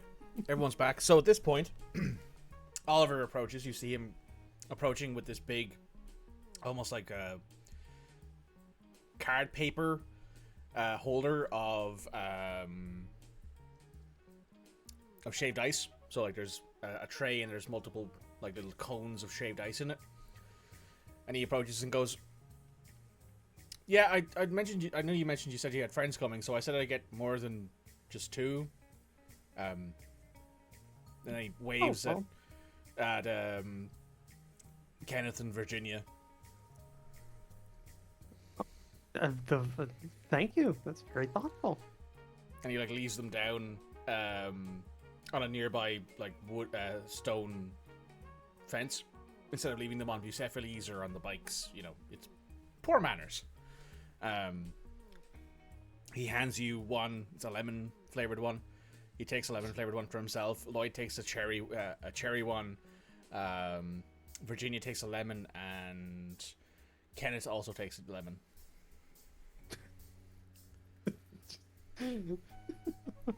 Okay. Yeah, no, she'll take it to Verlaine, thank him for that. And I guess from that point, just some like, general small talk, I guess, going between everybody. You know, how was your drive down? Encounter anything? Like that It's kind very of stuff. casual. Like, Very casual. yeah, probably worrying about Ken's vehicle and this weather, like this heat. If it's like, or like, do you have enough radiator fluid, or is it an issue? Like, No. I brought an Or extra. I anything? brought an extra like gallon bottle of it just in case. yeah, that kind of stuff for a bit, and I guess including Ollie. I know Lloyd has, but is everybody else in the little group met Ollie? Like, is it because he's not really a part of it, but is he like? He's known? tangential. Yeah, he's tangential. Like people have Okay, seen him at yeah. meets and you know the other thing. That's how you met him. You met him at a car meet. He likes cars because obviously he works for a hauling company. So he's got a noted investment in the automotive industry. On top of that, he seems to be pretty. He's chatting away with people about you know the components and what they use and what particular brand fluid they like. You know, because there's different brands of fluid, and some of them are better than others. Same with engine oil. Some engine oil is a bit off. They'd put it like the engine sounds wrong when it's in there. So after maybe 20 minutes of this idle conversation, more people start to show up. Most of them are just here to go to the beach, but there is this sort of congregation forming of people who are driving nice cars, workhorses, custom mobiles, the odd person who's come here in like on a motorcycle, much like Lloyd. There are decidedly less of those. There's less motorcycles. There's maybe 7 or 8 motorcycles total, while there's a decent row of 4-wheeled cars. Bucephalus is the only of the make that's around. Yeah. In Lucy's estimation, does she have the best looking vehicle here? Make me. What do I need to roll for that? What ego roll do I need to make? Roll me. Ego needs to be a stat in some RPGs. It is a somewhere. stat in a few of them, I think. I know there's a few. Yeah. There's a few RPGs who have ego as a stat. Mind. Yeah, mind observation. Mind observation. Yeah. D8, and a D6, of which I've lost one of the. I lost the D6 I used before, which really It's sucks gone. because that was like It's gone. Vanished. that was like my really nice that's like my really nice blue silver one set. Oh, yes. Like, so I don't know where that is, which really. Oh no, okay, it was hiding. It was hiding in the dice box, but in a corner where I couldn't see it because I can't bend down all the way. In this thing.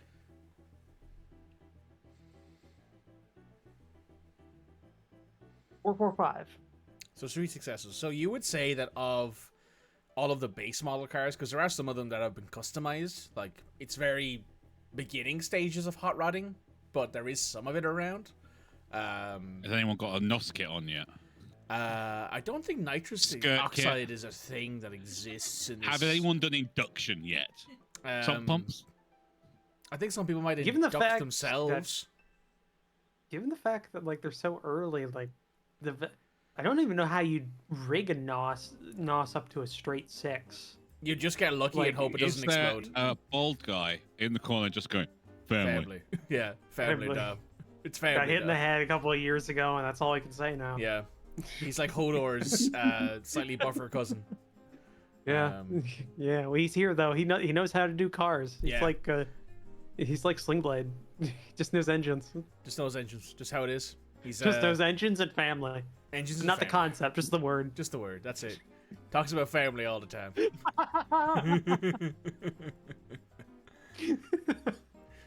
That's the second time. Twice! That's the second time Ravel's been got today. Twice! Congratulations, Roach.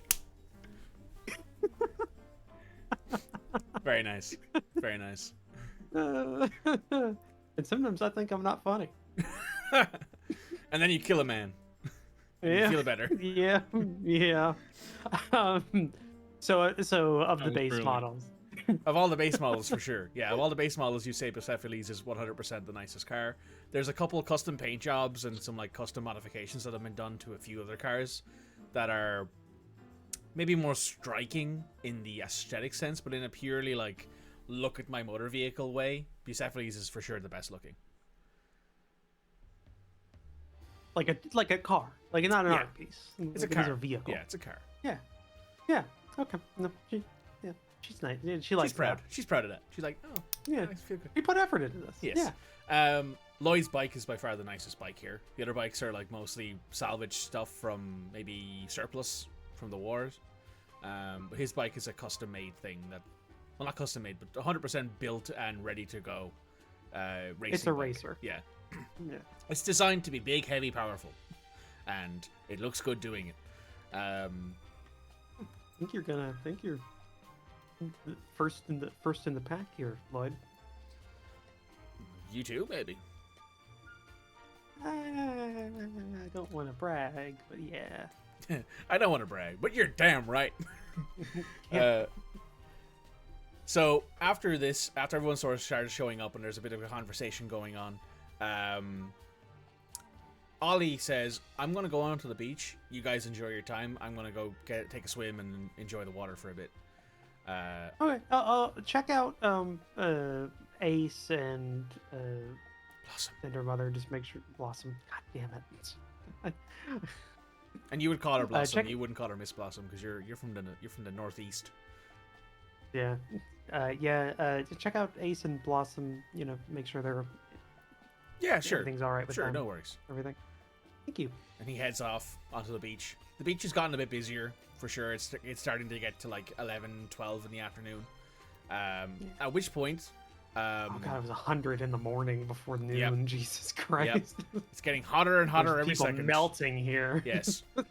Some people have, like... The reptiles are really energetic. Oh god, yeah. The reptiles are having a great time.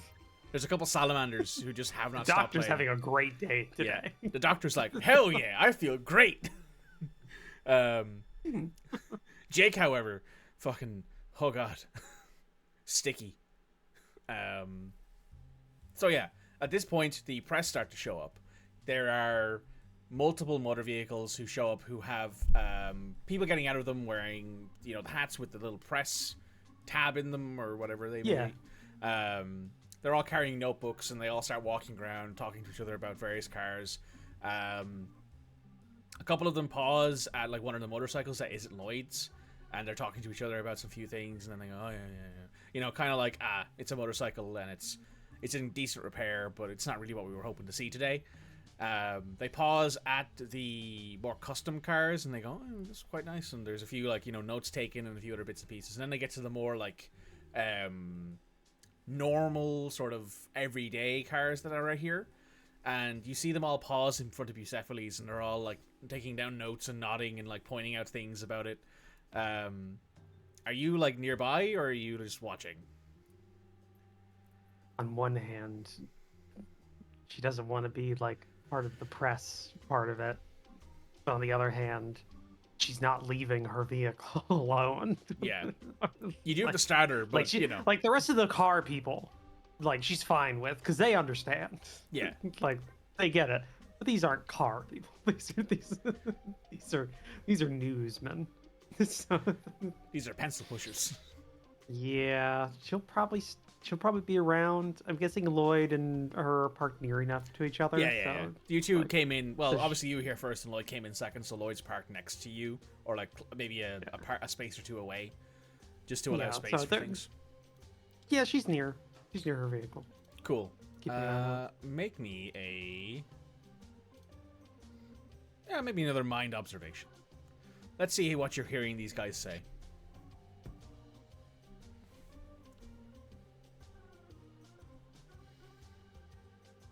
4-3-3. So that's a 1 success. One success. So you hear one of the guys at the front, next to your car. It is a bear who is writing some stuff in his notebook. He has a camera man next to him because I realized cameras back then would not have been mobile. I was gonna say, what is it like? I mean, he's a bear, so I mean, I kind of see it. But He's carrying the camera in one arm because he's massive.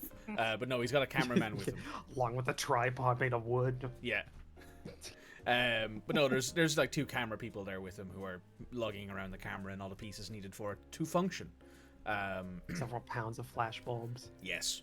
Okay, just to say, you really should make the report a rooster because Pathé News, their mascot is a rooster. This is true.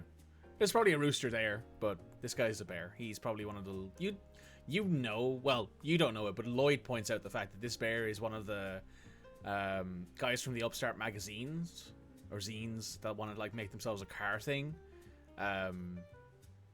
He's actually pretty knowledgeable about Circulars, cars. yeah. I've talked to him before. Yeah. He's pretty knowledgeable about cars and motors and stuff like that. And he's writing a few things, and you hear him go, "Nice, yeah."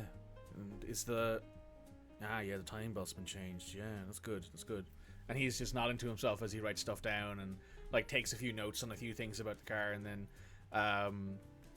he turns to his cameraman and goes, "Can I get a few shots of this?" And they go, "Yeah, no worries, man. We'll get them set up." And they start setting up the camera. I got a screwdriver. Yeah. Screw everything Yeah, in, yeah. take out the big fucking box of disposable bulbs.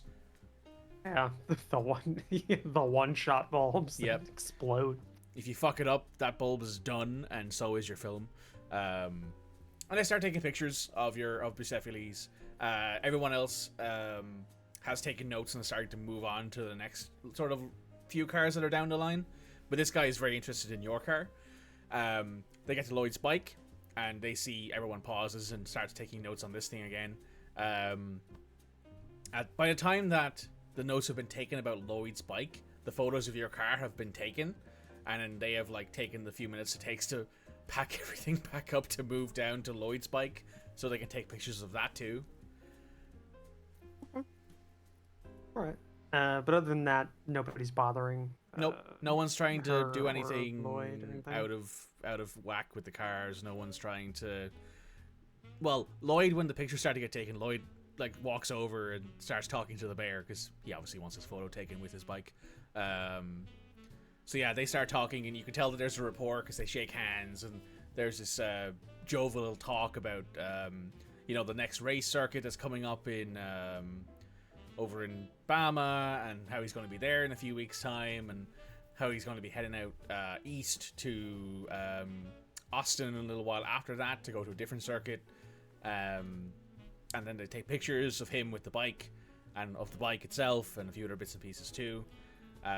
You see that the bear is taking notes about Lloyd, like what Lloyd's doing. It's very obviously like an interview piece kind of thing that they're doing now. Oh, well, that's good for him. Yeah. Yeah. Vivian, That's good. sorry, not Vivian. Lillian. No, it's not Lillian. It's fucking. Virginia. It's Virginia. One of the other ones. One of the names. V, yeah, V. Ken and V are very very glad to see this as well. Ken and V's cars aren't really noted too heavily, but they're mentioned. Like you see that they take They're down here. notes of who are here, and they're like, oh yeah, another Model T, Model A, good condition, well maintained, this sort of thing, Yeah, oh, that's good. Yeah, I think it's like Lucy does the thing where she's like hovering, like kind of like just out of the.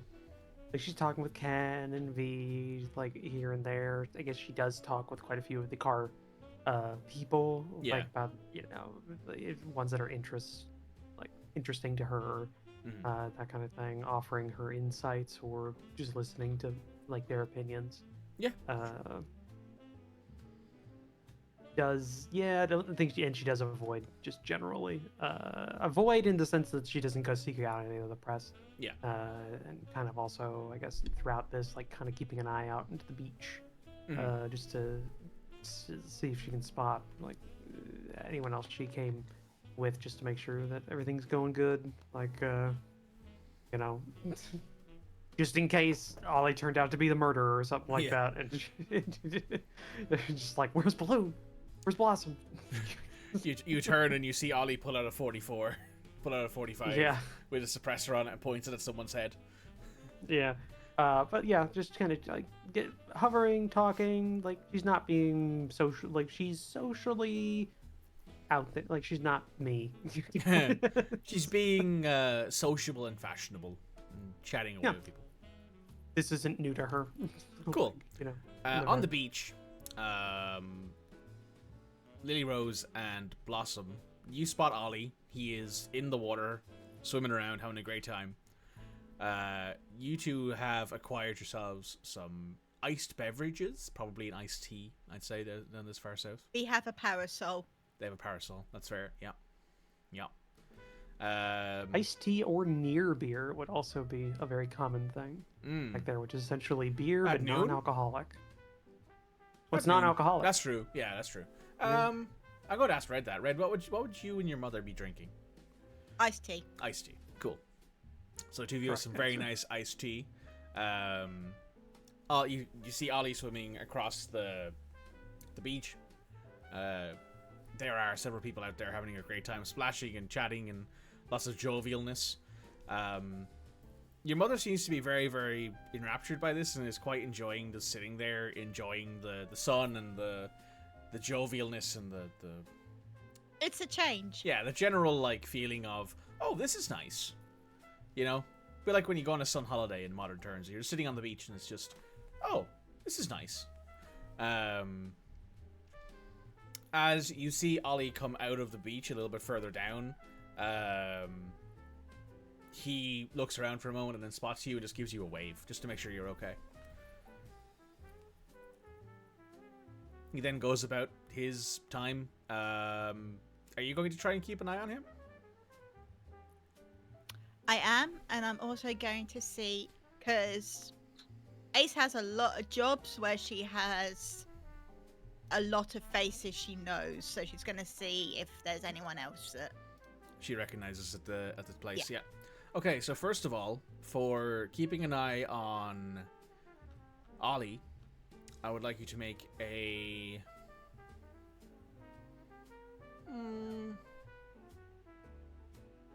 speed observation.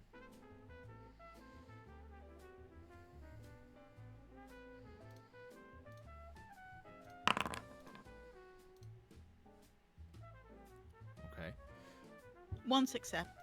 Cool. And for spotting anyone who you might know, make a mind observation.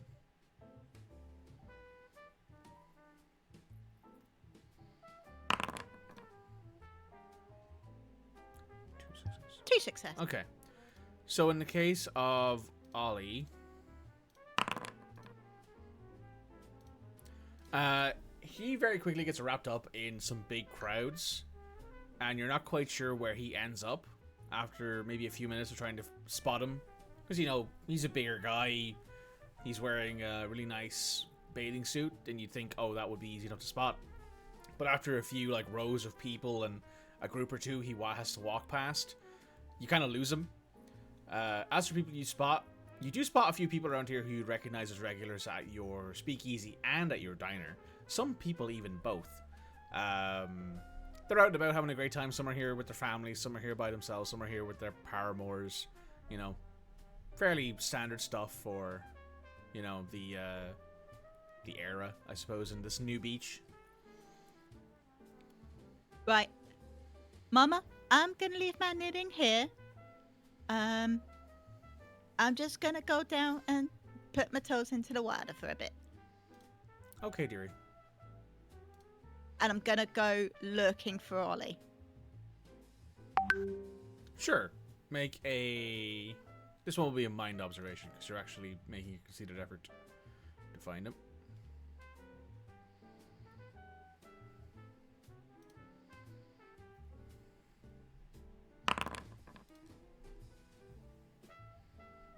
Two successes.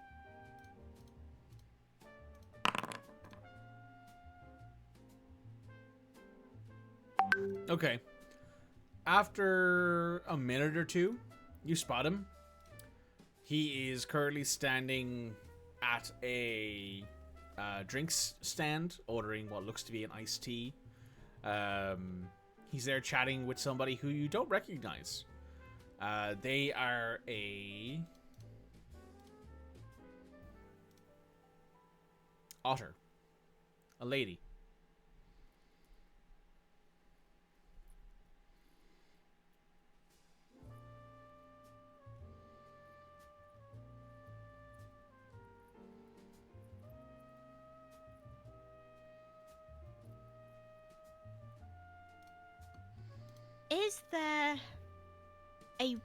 Is there a bathroom or a convenience or anything like that near that drink stand that she could pretend to go to and then try and eavesdrop a bit? Yes. Can I do that? You can for sure try. Make a mind...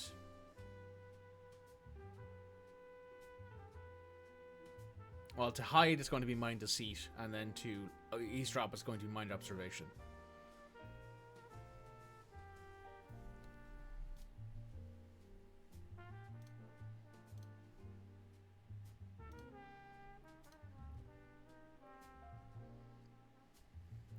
Okay, mind deceit first. Yep.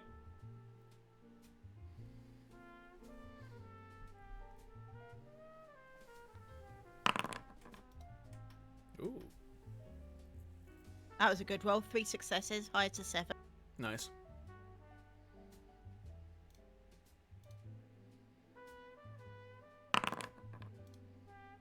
Less good. 1 success, but it was an 8 on the mind obs. Okay. So, you might get yourself into a position where people will think that you're waiting for somebody to come out of the bathrooms, and it's in a position where you can kind of turn your head a little bit and you can hear what Ollie's saying, and you are for sure that he does not spot you. What you hear then is him talking to this otter. You hear the name Sophia, or Sophie, mentioned, and he's going, Sophie, you realize that that doesn't make any sense, and I'm on a day off today. You shouldn't be here talking to me about work. You should go and enjoy yourself today. And she goes, yeah, but it's one of those things that came up and I realized it, and then I realized you were here, so I needed to say it. You know, there was that shipment that came in that you signed off on that we got delayed for 2 days that I needed to double check with you. Oh yeah, the grain. Yeah. Okay, here's what I can do for you, right? Because neither of us are going to go back to the office today anyway. Here's what I'll do. Tomorrow morning I'll be in the office. You come into me and we can sort all this out. And she goes, yeah, no worries. That sounds great to me, boss. And at that point they separate. He has acquired his iced tea. She has acquired her shaved ice. And they go their separate ways.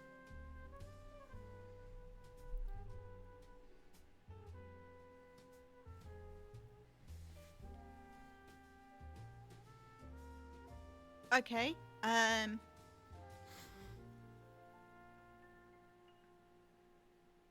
Might be another deceit roll.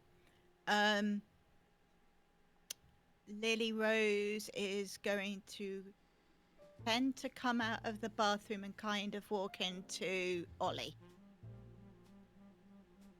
Like, oh, didn't spot you there. Yeah. Well, you know what? With as high you rolled on our first deceit roll, I'm going to say you can just do that. You walk into him, and he goes, "Oh, sorry, Miss Lily Rose.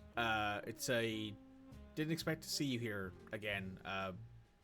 Is your mother all right?" She's back on the beach. I had to use the little girl's room. Ah. Water's lovely, isn't it? Oh, it's fabulous. It's nice and warm. Had a good swim. He is no longer like soaking wet because it's so hot out that he's drying out relatively quickly. But it's for sure one of those things where it's sticking to him a lot because he's wearing this full suit, like full body swimming suit, and he's also very dense fur-wise.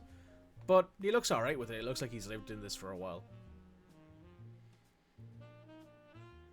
Now, correct me if I'm wrong, but were you with Miss Lucy the other night at the Amethyst Eye? I was. Terrible business, that. It truly was. I was playing there that evening. Oh. Well, some of my regulars have been most generous with their tips, and I like a game of cards. Who doesn't? I like it maybe a little more than most. That's fair enough. Did you know that herself and me have been helping the owner of the establishment find out a little more about what happened? No, I did not. That's an interesting thing. I didn't expect Lucy to get involved in that. Then again, saying that out loud now makes it seem like the exact thing she got involved in. She's been, I believe she's been helping take, well, I suppose now our associate, the private eye, Mr. Bulleti. He's doing most of the investigating. He's got the talent for this. I think I've heard that name before. Not sure though. Tall wolf fella, but like a He looks at himself. Oh, yeah. I think I might have seen him around once or twice. It's it's been quite. I wanted to try and help because I'm not used to that sort of thing, and the thought of that being around gives me the jitters a little. No, that's fair. I mean, I went there that night with Lucy because I had got an invitation ticket to go, and I had a spare, and I asked if she wanted to go with me because she hadn't been yet, so unfortunate for the evening. Oh, you were invited. You must have some very generous friends. It was friends who didn't want to go. They said that they had other plans for the evening, and I was like, yeah, sure, I'll take the tickets, so. Oh, that was quite lucky of them because they weren't there to observe what happened then. Yeah, it was. They were very apologetic over it. They said to me that they didn't expect that, and if they knew it would happen, they would have went themselves. They're two gentlemen who work with my father. They usually take their clients there, you know. Of course. Well, I apologize again for my mama on the way here. She's a little old-fashioned in her ways. No, it's no worries. It's no worries at all, Mr. Lily Rose. You want another iced tea? I'll pick up a couple for myself and Mama. I think you're getting more towards how the English like it with this weather. Fair. And he gives you a nod and then starts walking away. heading back towards the car park.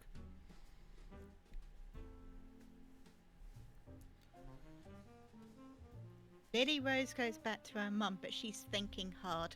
Mm-hmm. Do you pick up your knittery and like knit furiously while you're thinking? Yeah. Fair. Okay, back at the car park.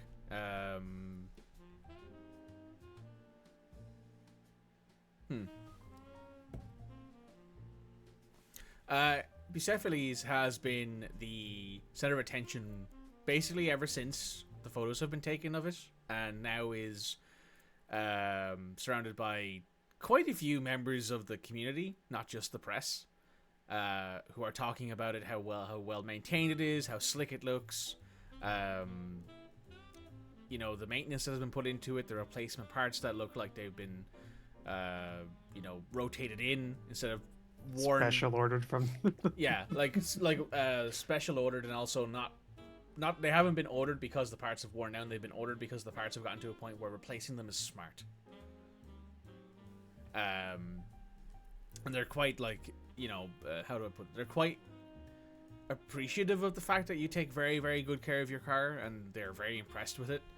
That bear is still there, as is a rooster who has showed up to take a few photos and take some names down and write down a few notes here and there. He doesn't seem too interested in being here, but he seems like he's been forced to, paid to be here, kind of thing. He's like, I'd rather be doing real I'd rather be doing real press work. I'd rather be doing real press work, out with the scene. I'd rather crack the case. Crack the case, yeah. Not out here with these smozos and their motor vehicles. It's a fad anyway. It won't last that long. But he seems very nonchalantly disinterested in all of this. There is a very gentle tap on your shoulder as you realize that you've been entirely distracted by this whole thing. Turns over towards the tap. It's Ollie, and he holds you out a cup of iced tea, a glass of iced tea. Oh, thank you. Made it how you been enjoying Northerners yourself? like it.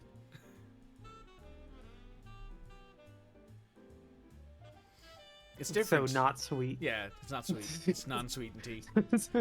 So it's not. It's cold, unsweetened tea. Yes. Because that's what he thinks we like. Cool. Yeah, that's good. Yeah. No, he would know. He would know to put a little bit of sugar in there. Not a lot, but a little bit. It's not a bucket of sugar. It's just enough, Yeah. Just drinks it. It's good. So you've been having just a good time out in the water? Yeah, I'm I had a assuming? great time. Yeah, he's still looking at wet. it wet. Yeah. Yeah. He goes, yeah, it was nice. Yeah, it was a great time. Just wanted to come over and check in because I saw that you were. Well, I see Bucephalus is being swarmed right now. Yeah, a bit. They took. There's been some pictures taken, everything. Though it's mostly Lloyd is getting the interviews and all that, which is good for him. I'm glad. You don't want any? I mean, not. I don't need them, and Lloyd's got a career that'll be helpful for, so that's fair.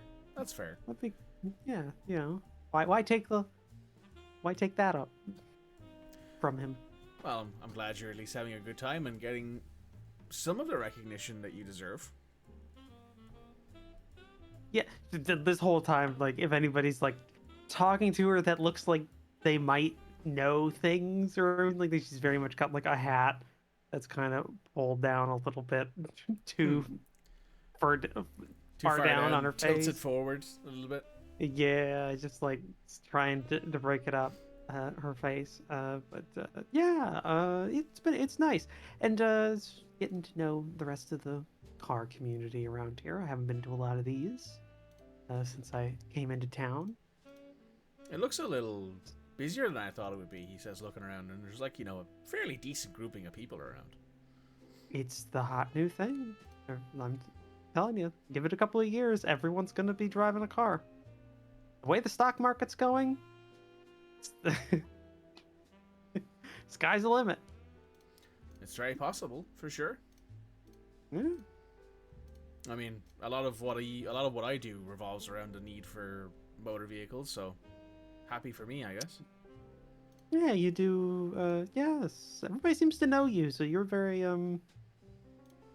your company's very I guess a staple in the local area. Yeah, we have a pretty decent number of locals hired, and it's Dad likes to be a philanthropist and try to, help with local businesses and give good deals and all that, What's good? It's really good to see someone still connected to their roots. Yeah, he tries his best, Dad is he's a man after everyone's heart, He lost a younger brother in the war, and it's been hard for him,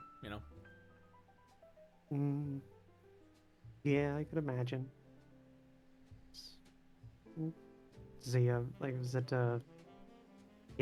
is it just wanting to I guess pay back the locals, or is he also got sights on the mayorship or something? No, he has no interest in that. He hates politics. He much rather prefer, talk to his clientele over a grill and a few beers over going into a stuffy office.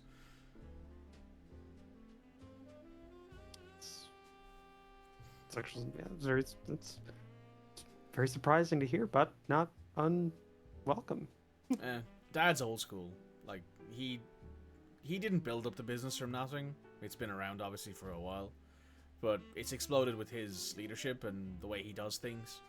All I can really hope to do is keep it going. Oh, that's good. And you're taking over at some point, apparently. When he decides to retire, which might not be for another 25 years. Way he's going, he might be around forever. Yeah, they seem to do that. Or feel like they do. Could be worse. How's that? I don't know. He could be an asshole.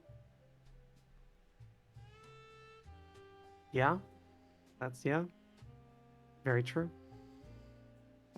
What about you? You planning on shipping up north at some point? No, I think once I get my fill of around here, probably gonna head out to I don't know, Texas, I think. Salt Lake would be kind of fun. Big up and coming city, that. Yeah, but Texas, Salt Lake, maybe go out to California. Been ages since I've been there. I kind of, that kind of stuff. I got a ways to go. I don't need to go back right now. That's fair. Back home, so it's boring up there. So. Also a lot colder. Yeah, I wouldn't mind that actually. That's not necessarily a bad thing. Yeah, no, I get that. I get that for sure at times. Scratching at her leathers that she's been wearing. Yeah. But if I really needed that, I could cross the border up to Canada. I mean, that's true. Yeah. Enjoy that Yeah. vast, untracked wilderness for a long period. That'd be an interesting challenge. Might need to get bigger wheels. I probably wouldn't take Bucephalus. I'd I'd figure something out. Maybe there's got to be some off-road vehicle that could something that we could take be one worked of on. my smaller trucks, I suppose. That would work, right? Like one of the flatbed ones. I have to think on that. I'd have to think on that. That'd be an interesting project in the future. Yeah, I'm glad you're having fun, and I'm glad that you're getting, you're gonna be in some papers. Maybe not your face, but your car will be. It's all that matters. That's good. Yeah. Because truth be told, I probably wasn't going to come here today, but you wanting to come out and Ace and her mother kind of put me over the edge there. I've been doing a lot of interesting work in town lately. So. Oh yeah, Ace mentioned. Oh, did she? She did. Yeah.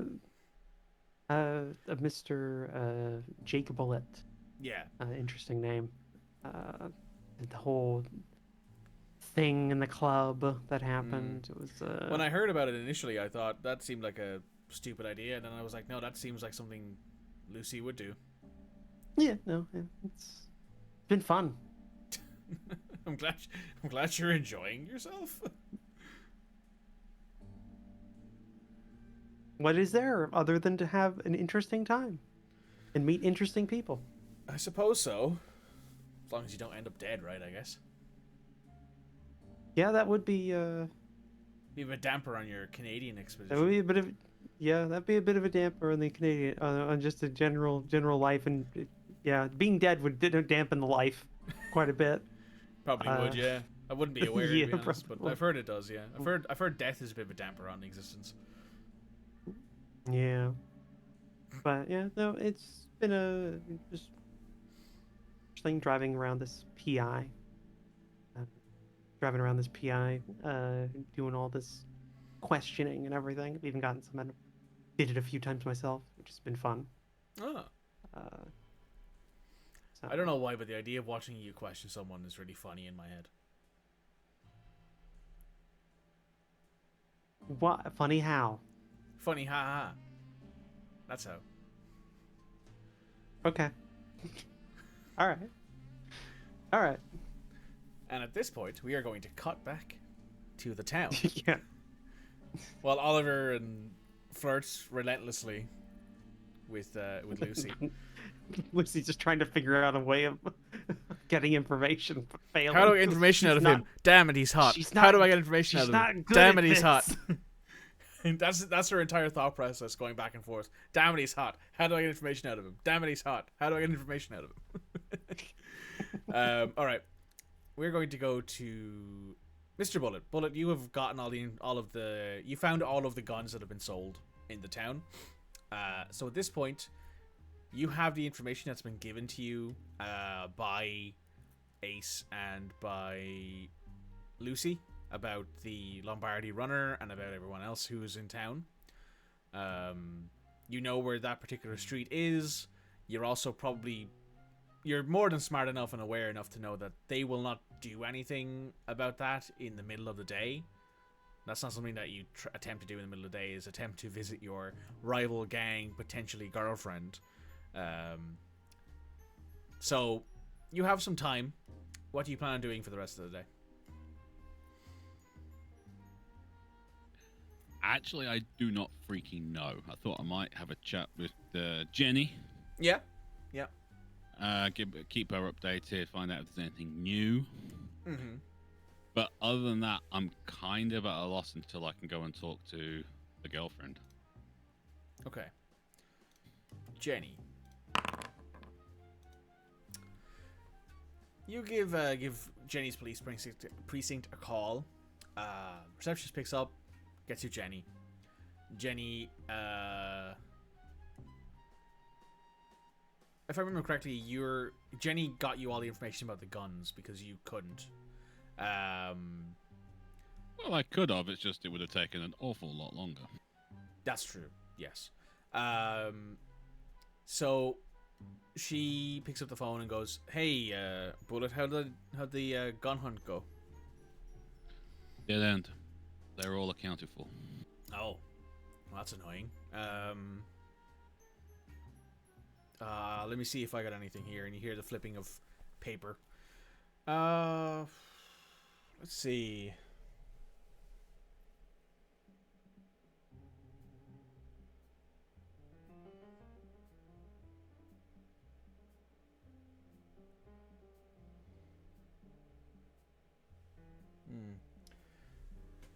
One of the potential victims of this killer we've discovered had a lapel pin that was on a jacket that was nearby. We couldn't confirm initially if it was their jacket or not, but we have. The pin is a silver wing with a gold. Sorry, I'm trying to read my own handwriting here. It's not great. Silver wing with. Is that Jenny saying that or you? Yes. Yes. For the sake of brevity, yes. It's a silver wing with a gold inlay. Nothing particularly that we can find on maker's marks or anything like that. Looks like it was a custom job. There's no record that we can find of any gang using that iconography in town. We thought it might have been What something about to do. military unit? Military. Let's see. Let me check our records. Hang on. More turning paper, flipping of notes, quick reading. No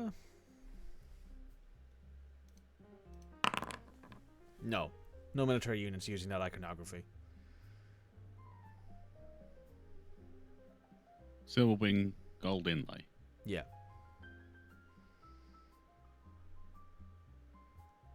There's no writing, no particular identifying factors on it. We don't know if it was a case of maybe it was a family crest or something else, but it doesn't really give us much to go on, but I thought you might want to know. Yeah, I'll see what I can do with that. Let's see, anything else? Oh yeah, the fishes. This is something you'll want to know about. All those paper fishes we found, the paper that it's printed on is quite high quality. Like higher quality than you'd expect for a April Fool's fish. So we've been looking into where this paper might have come from, who might have printed it, anything like that. Not much has come up quite yet. There's quite a few paper factories around, quite a few printing presses that might have gotten this sort of stuff out of it. It's a bit weird that there's people printing these out, however, given that April was nearly 3 months ago, a little bit more than 3 months ago now. So yeah, bit weird, but we're looking into it. We're trying to figure out if it was ordered from somewhere or if it's brought in externally.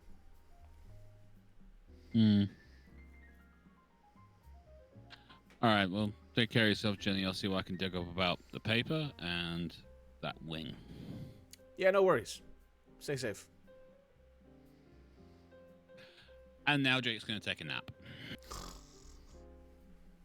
Go straight to sleep in the chair. Puts the phone down. Fast forward time, Arthur style. Yes. Or Metal Gear Solid style. Pulls out a cigar. Yeah. Good doctor. Donna Burke, I am very sorry. Okay, you do it so much better than I do. All that I have in my head when it comes to Metal Gear music is "What a Thrill" while you're going up the ladder. From MGS3. I really liked the opening music to Metal Gear Solid 2. Yes, great opening music. It's just so kind of pulsating and stuff. It's just really, really good. It's just a good vibe. I have not got that saved on my phone. Absolutely not. It's not your Liar. ringtone. Absolutely not. 100% no. Not a ringtone. Zero chance of that being a ringtone. The Good Doctor. Your afternoon is more of the same. A lot of people coming in looking for malaise help, for help with the heat because it's so warm, and you're wondering why you felt so chipper today. It's probably because it's heat index of like 130, because goddamn it's hot and humid down here. Roach knows what that's like right now. So you've got all your stuff together. You've been prescribing a lot of fluids and staying out of the shade. There's been an instance of heat stroke here or there. One of people coming in looking for the legitimate alcohol prescription for a thing here or there.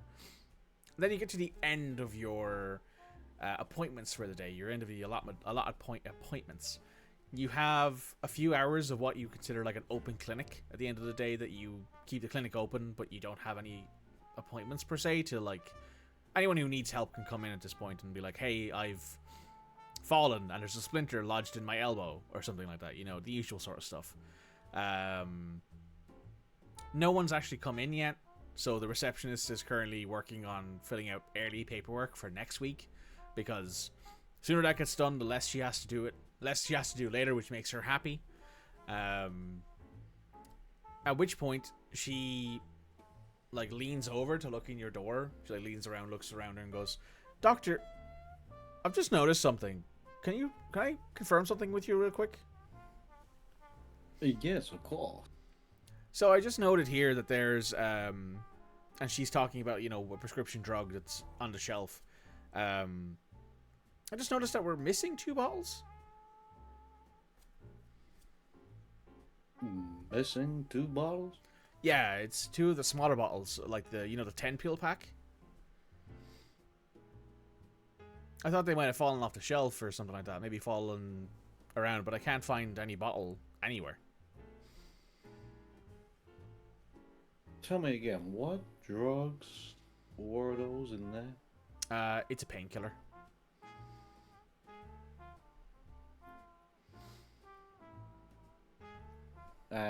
Dr. Schultz is going to go through his head, rack his head about whether or not any possible addict, whether they're confirmed or no, but people that might be addicts, if he saw any of them today. Mind observation with medicine, please.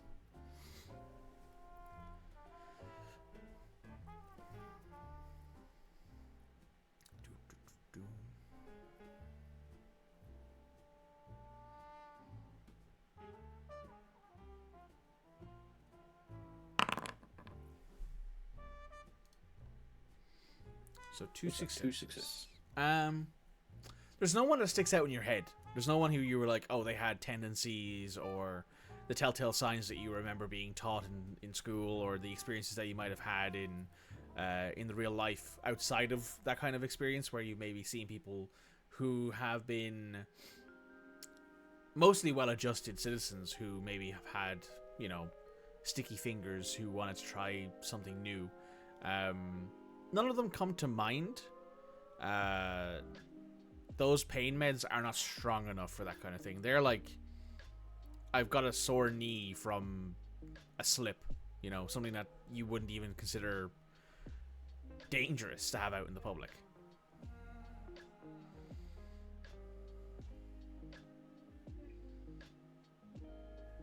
I'm just looking up when certain painkillers were invented to determine what kind of painkiller that would most likely be then.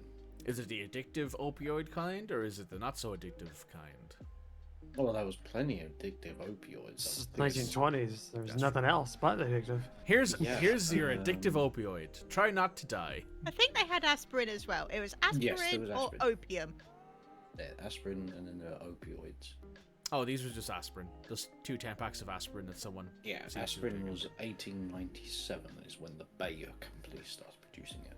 Ah, so yeah, it's a relatively new drug in that instance. Then it's only been out. It's probably been out in less than a year.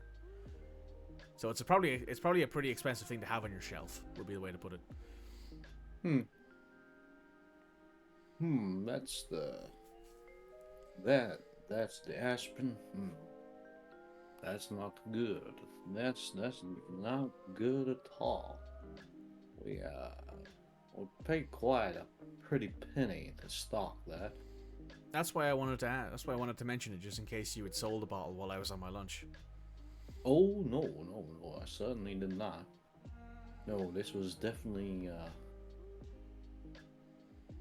I suspect deliberately misplaced by persons unknown.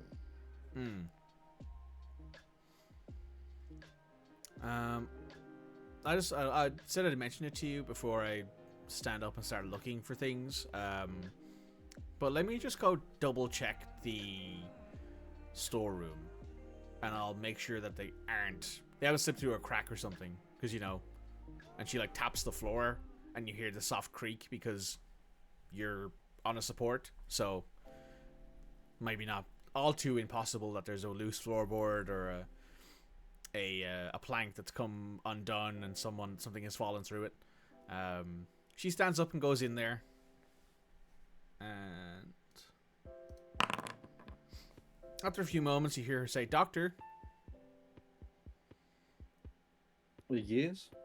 I think I figured out where they went." Oh, do regale me with the tale. There's a floorboard that looks to have come undone. I took a quick look through it.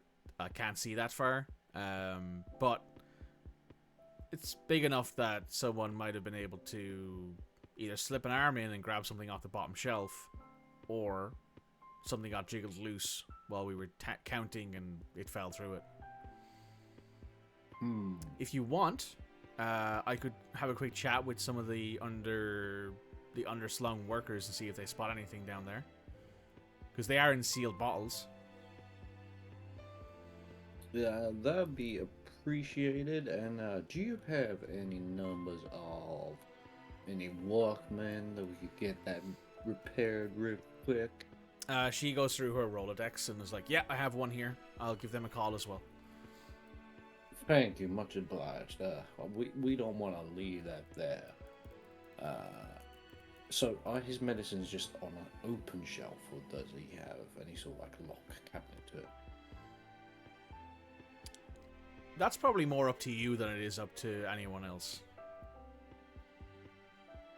Let's say he started off open shelf, because there wasn't, I suppose, as big issues of like endemic addiction in the area. But let this be the learning lesson for him. I suppose I should also look at some of these brochures and with the new lockable pharmaceutical cabinets. I think this might be a learning lesson. Even if there was no untoward business, it certainly prevented any accidental losses too. So, I think while we wait for anyone to come in, I'm gonna have a little look in some of those brochures. She like flicks through the Rolodex again and goes, "Here's a phone number for one of them. They came in the other day and handed me a card." Oh, perfect. Thank you very much. Though the brochures are in the office where you left them, in case you want to take a look beforehand. Yeah, we'll have a flick through, see if there's any adverts for pharmaceutical cabinets, lookable ones and stuff like that. Yeah, there's plenty of them. I assume would be a thing that would exist at that time. Yes, yeah, absolutely. Maybe more. Well, I don't know if it'd be like common or a novelty.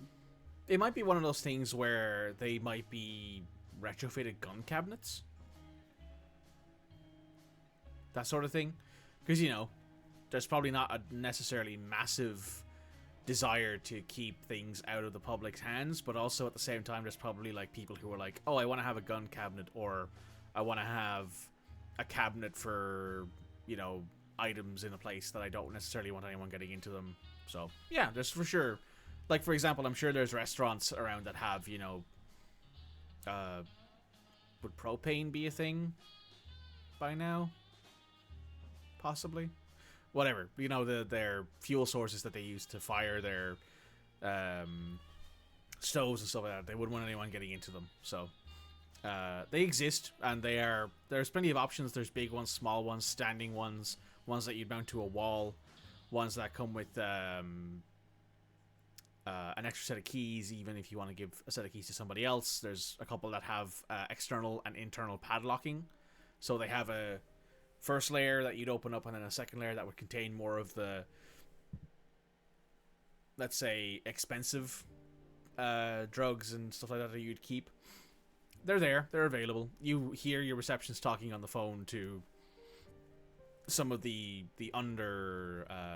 underslung workers, probably their union rep who's nearby. She's asking them to check out the area underneath the address that you're in, just in case some stuff fell through, and that she would be talking to a workman to get stuff sorted. And then phone gets hung up. Picks up the phone again, calls the workman. The workman's there in less than half an hour. He was in the area, comes over and replaces the boards and charges a medial fee for it. That's tax deductible. She's already noted that. You look on the invoice and you see that there's like a little line with TD on it. Fantastic. You hired good people. You know, you're a smart man. Smart men hire people who are smarter than them, in certain instances. So that is your essentially afternoon and evening spent looking at these cabinets and learning about what they can do. We go back to the beach where we find the press have started to file out. It's gotten closer to the evening, closer to dinner time. The press are starting to leave. They're starting to pack up and go home, get food, that sort of thing. The beach is starting to file out a little bit. There's a few people of the short-haired and hairless variety who are obviously sunburnt. Some potential clientele for the good doctor tomorrow. But you've all been pretty good. You've all maintained yourself. You've all been under parasols or in shade or stayed out in the sun as best you can. At this point,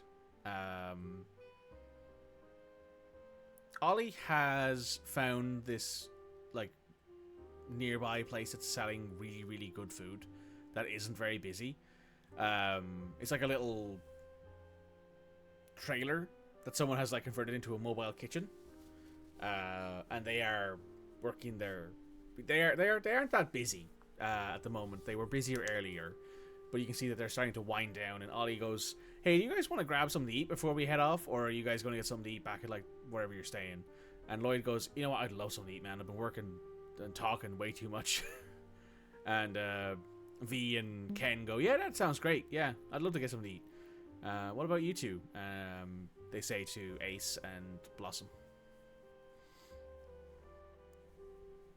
Ace discreetly checks her purse. You'd be fine for food. For you and your mom. I think seeing in the sun all day has worked up quite an appetite. Sounds great. And Ollie turns to Lucy and goes, "You want something? Or are you going to head on home?" Well, yes, I want something, but also I wouldn't be able to because I'm their ride. Oh, yeah.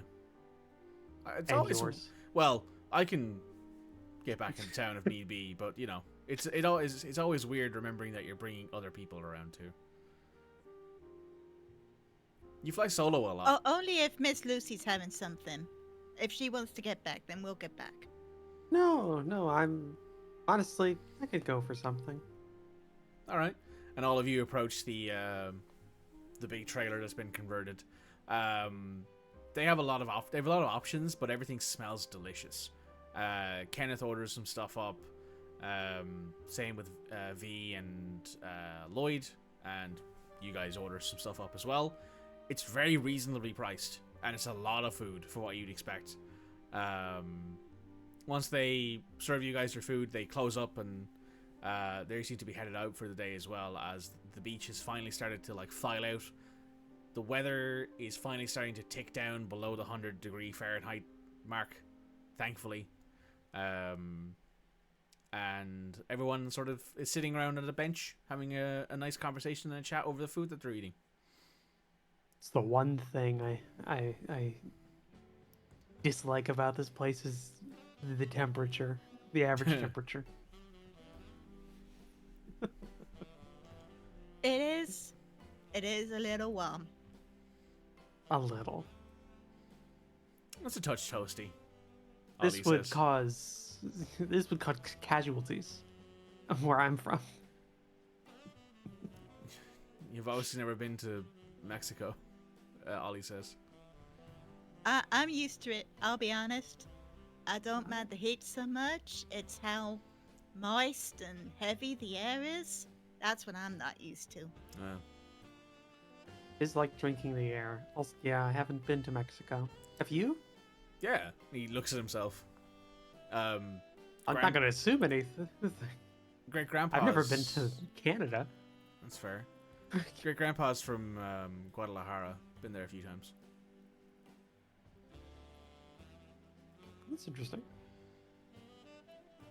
I just realized everybody else in the group would be fine with the heat because we have a cheetah and V is a monkey. Yes. It's a very broad term, so I'm not exactly sure what. I believe I mentioned he was a macaque. Virginia? Yeah. Oh, okay.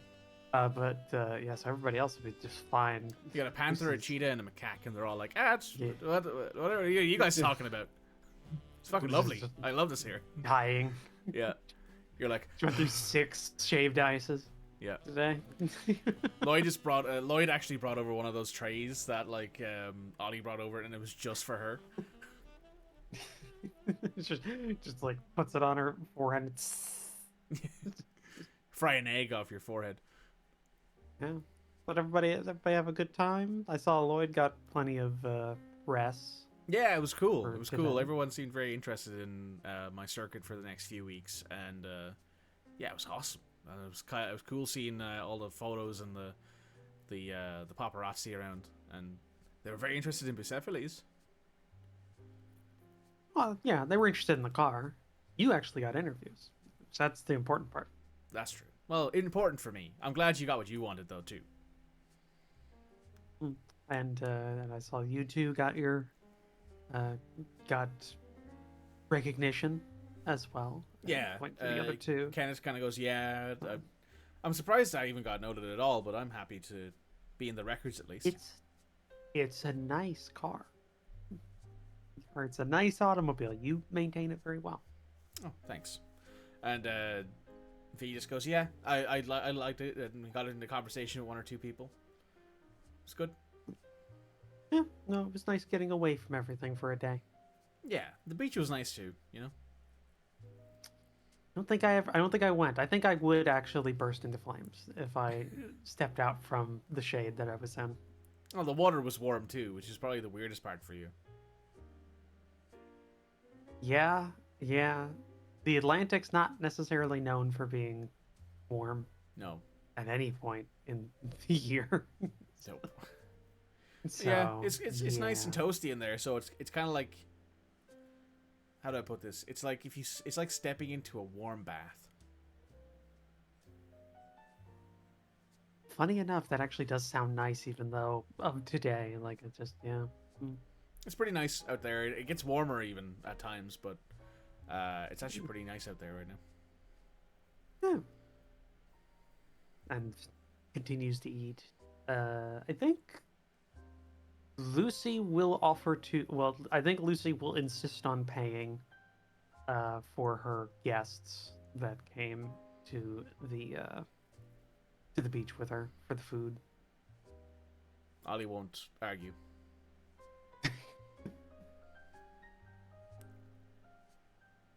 Lily Rose will. She will lose, but she will politely refuse until it's not polite anymore. Lucy will point out the fact that technically you are a guest, and for hospitality's sake, it's up to Lucy to provide for guests, even if it's not in like her home or anything, but at a location that you are guests. At that argument, Ace will politely accept. Begrudgingly be like, okay, you can pay for my food. Yeah. No. But she is definitely going to figure out a way to pay you back. Somehow. Just as you said, I'm gonna pay you back somehow with an equal opportunity. You just say Lucy like take out like her bank like her like billfold, and it's just like a roll of hundreds. Just gonna okay, so do you have change for 50 or? No, one of them has to give you change for 50. Like Ollie has to give you change for a 50. Yeah. That's the thing. It's none. Lucy's car is great. Lucy seems like a very nice person. That stack of money makes Ace's eyes just go enormous. Ooh. Money. Yeah. Like, who the hell is this woman? Rich. That's who she is. Rich. Yeah. Stinking rich. Yeah, very rich. Technically, like half of that's not her money, but it's technically, but nobody's gonna give a shit. Nobody's gonna argue with her about it. Nobody's gonna argue. She takes it out like every month. No, she pays for that. Just goes through. Everybody eats. I'm assuming, and it'll be like one of those things where she's looking at Ace and trying to like, I guess, figure out if there. I think she does the thing where it's just like, oh, before we go, I have to use the little girl's room, and like gives an eye over to Ace to. That's an excellent idea. Mama, will you mind staying here a minute with our stuff, and then I'll come back? Oh, no worries, darling. Sure. Walk away. Help! He's hot. Yeah. I didn't get anything. I didn't get anything today. It was a bust. I got something. Great. That's why you're here. That's why you're here. Other than, I got well, a I pot mean, of it's not the only something. reason. You might need to get the rest of it, but I got a pot of something. Okay. What did you get? He had two friends that were supposed to go to the Amethyst Eye instead of you two. He got the invitations. Now, what's real interesting to me, who those friends were and why they decided not to go. That is interesting. Very interesting.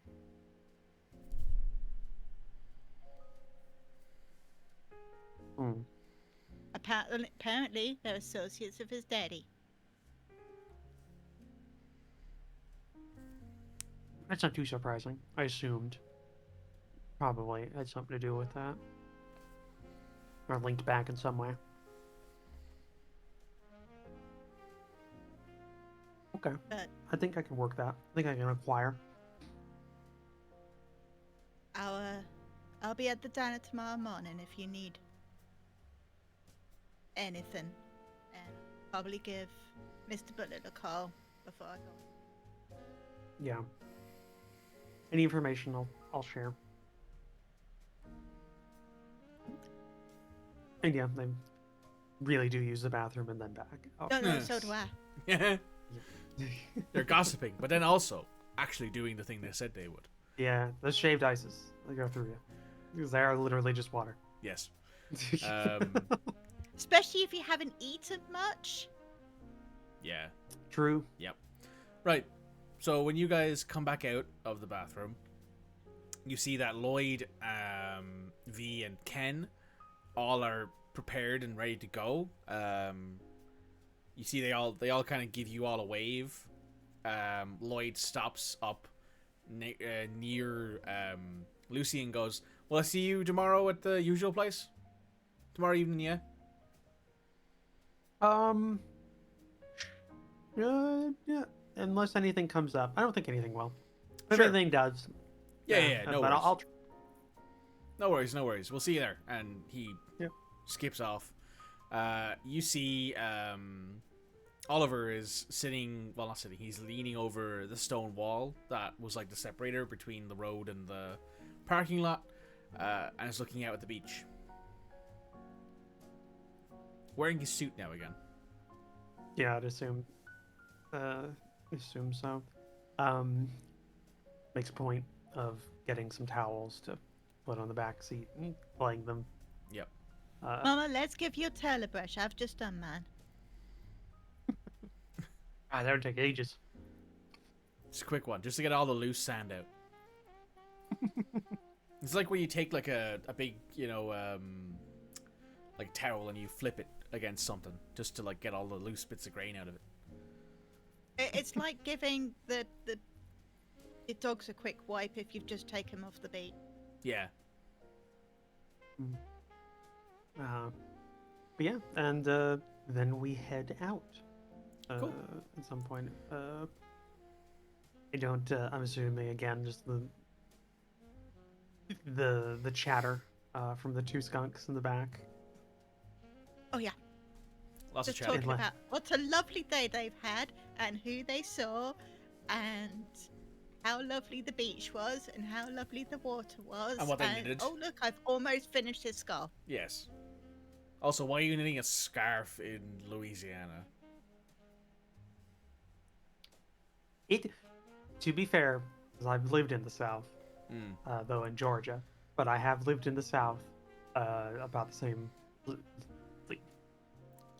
latitude. Yeah.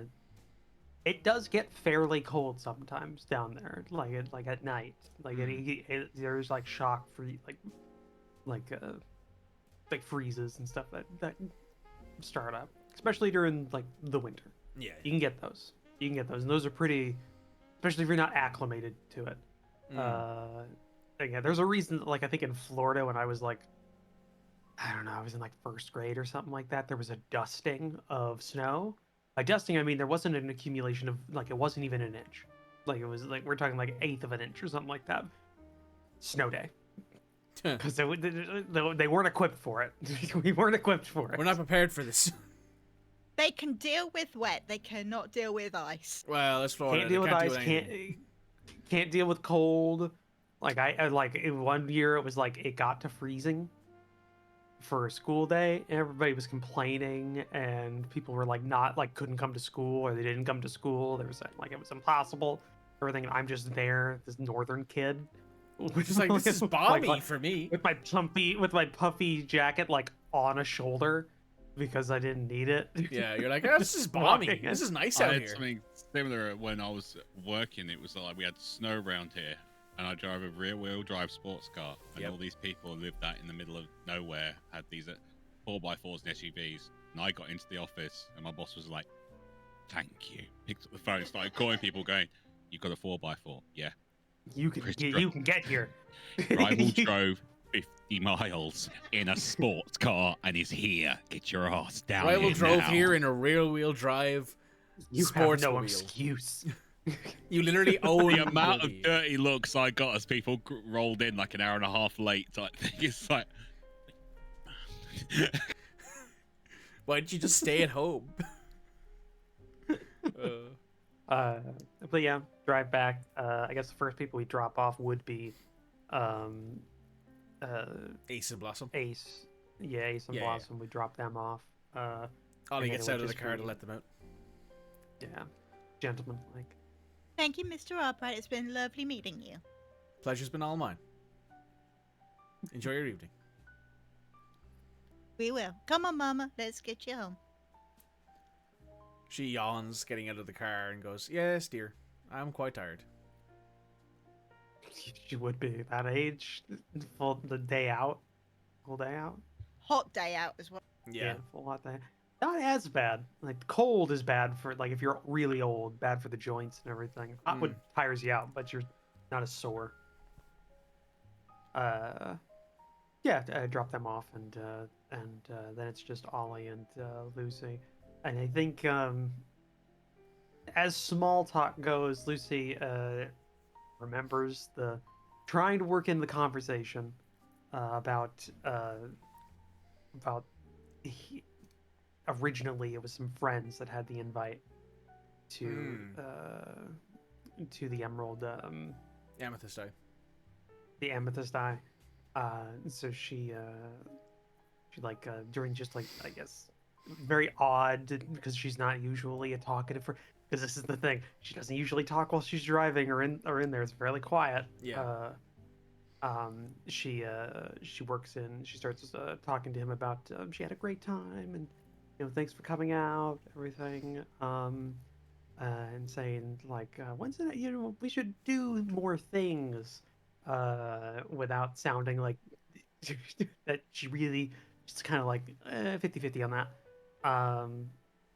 But we should do more things. What like maybe we can try and head out to the Amethyst Eye at some point again. Yeah, I could do that.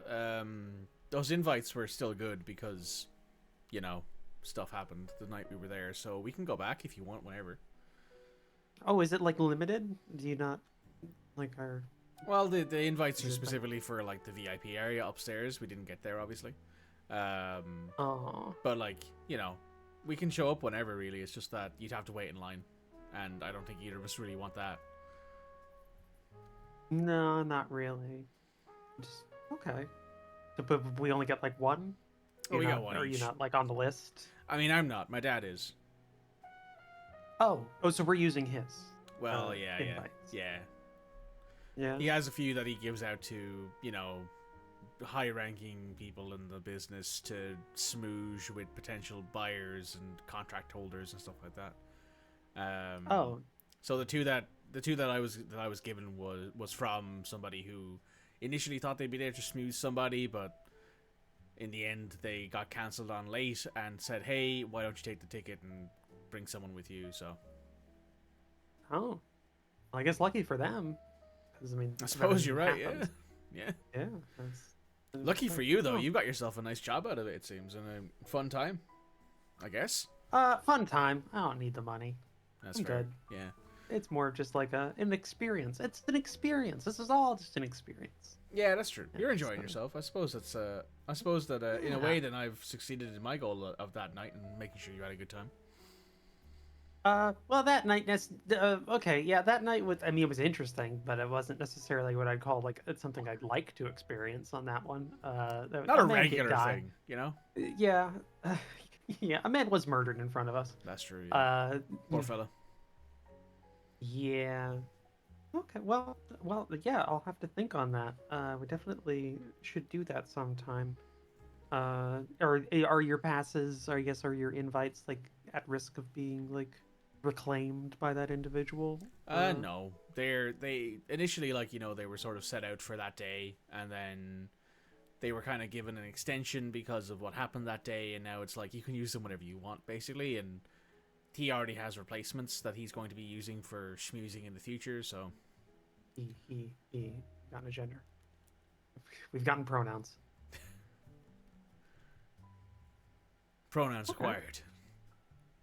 It's a start.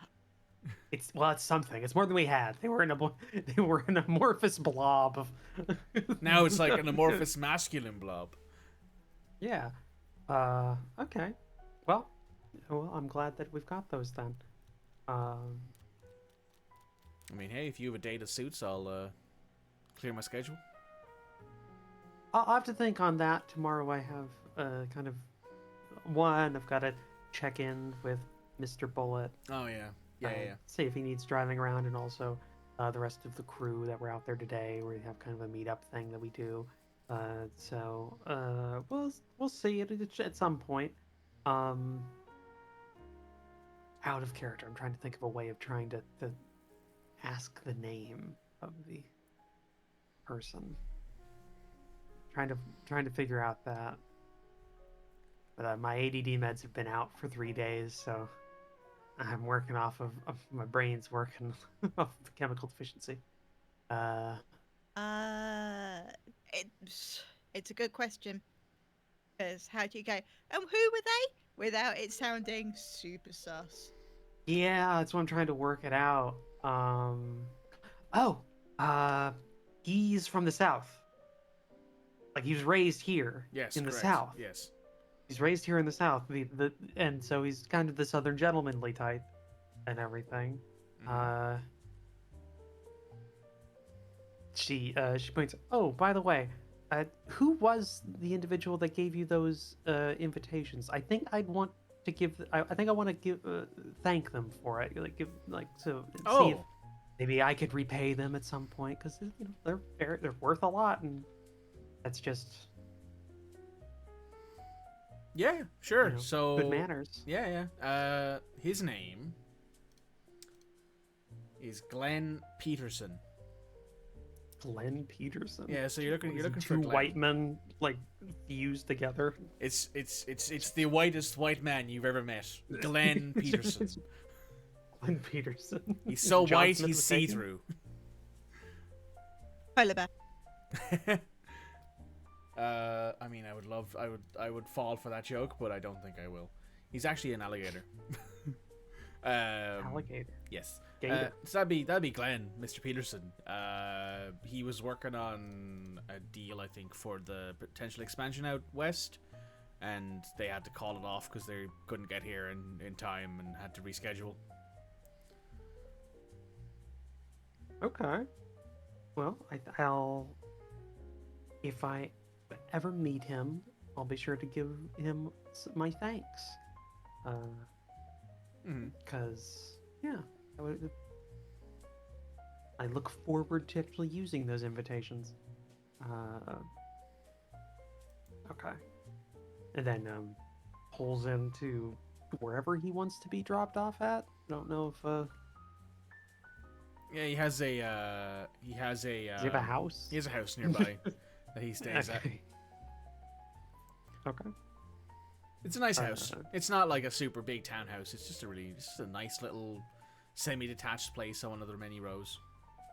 Yeah, no, she pulls off to the side and drops him off there because she's not in the mood for anything else tonight because it's fucking sweltering even right now for her. So just gonna go back home and probably put on like, I don't know, like an ice bath or like a really cold shower or something like that. Just enjoy it. Not hard to get a cold shower, to be honest. Enjoy it. You just turn the tap on and it's cold. Yeah, I guess so. Because like you'd have to get a heated bath if you wanted a heated bath, and the shower you'd probably have to like be like, hey, is the boiler on? It'd be like it depends depending on where they're drawing the water from, because again, it could be like a rooftop water thing, and then it's just lukewarm all the time, kind of situation. But this is like a nice hotel, like so probably has a chiller somewhere. Yeah, she gets a nice cold shower. Okay, so Glenn Peterson was the individual that the invitations were originally from. Alligator Glenn Peterson. Yep. Was negotiating something expansion out west. Okay. Yeah, and then she turns in for the night. Cool. Everyone heads to bed, and you know what? I think we'll actually end it there for the night. It's a bit early, but it is a solid point to end our stream for the day. I'd like to need to get out of this. Yeah, Roach is also dying, so let's not have her dehydrate. This and was die. frozen and it's half melted, and I had it like inside of this. Let's not have to be like, hey, Roach's dad. She's actually dying of dehydration in her room right now. Need you to go up there and like call an ambulance. Much like how Utari would have before melted. Duke starts eating her. Yeah. Hey, don't talk about that. Not just melted, but suffocating. Yeah. Utari's just like, so Utari died suffocating, Roaches died of dehydration. Today was a bad stream. Awful stream. Help. It's bad stream. It's bad stream. Rival almost died of the giggles twice. Yeah, that's true. That's true, yeah. That's true, yeah. 3 people in the stream almost died today. Think about that next when you're leaving reviews for this episode. Conspiracy! Alright, so before we finish off for the day, I'd like to shout out everyone here. So first of all, big shout out to Commissar Roach for playing in the game, because she doesn't have to do that. Thanks for being here. You can find her on Blue Sky at Commissar Roach. Is it Commissar_Roach? It is Commissar Roach. No spaces, no capitals. Commissar Roach, 2 no Rs. spaces, capitals, 2 R's. You can find Red and Rival at RivalzoneGaming on every platform, so YouTube and Twitch, and also everything else too. So check them out there at RivalzoneGaming. You can find Utari Onzo hidden away in a corner painting miniatures at all times of the day, if he can. You can probably find him on a few socials. You can even join his Discord and maybe share some of your own painted miniatures along with him. He loves that sort of stuff. As for me, you can find me at The Long Play Gamer on YouTube, or SurelyOnlyMikey on Twitch, or Irish Beefcakes on Blue Sky, because that's a name that's stuck after Midge suggested it in Scotland and has been that ever since. We have been to Component Cast, and we would like to thank you all for showing up and for enjoying our stream.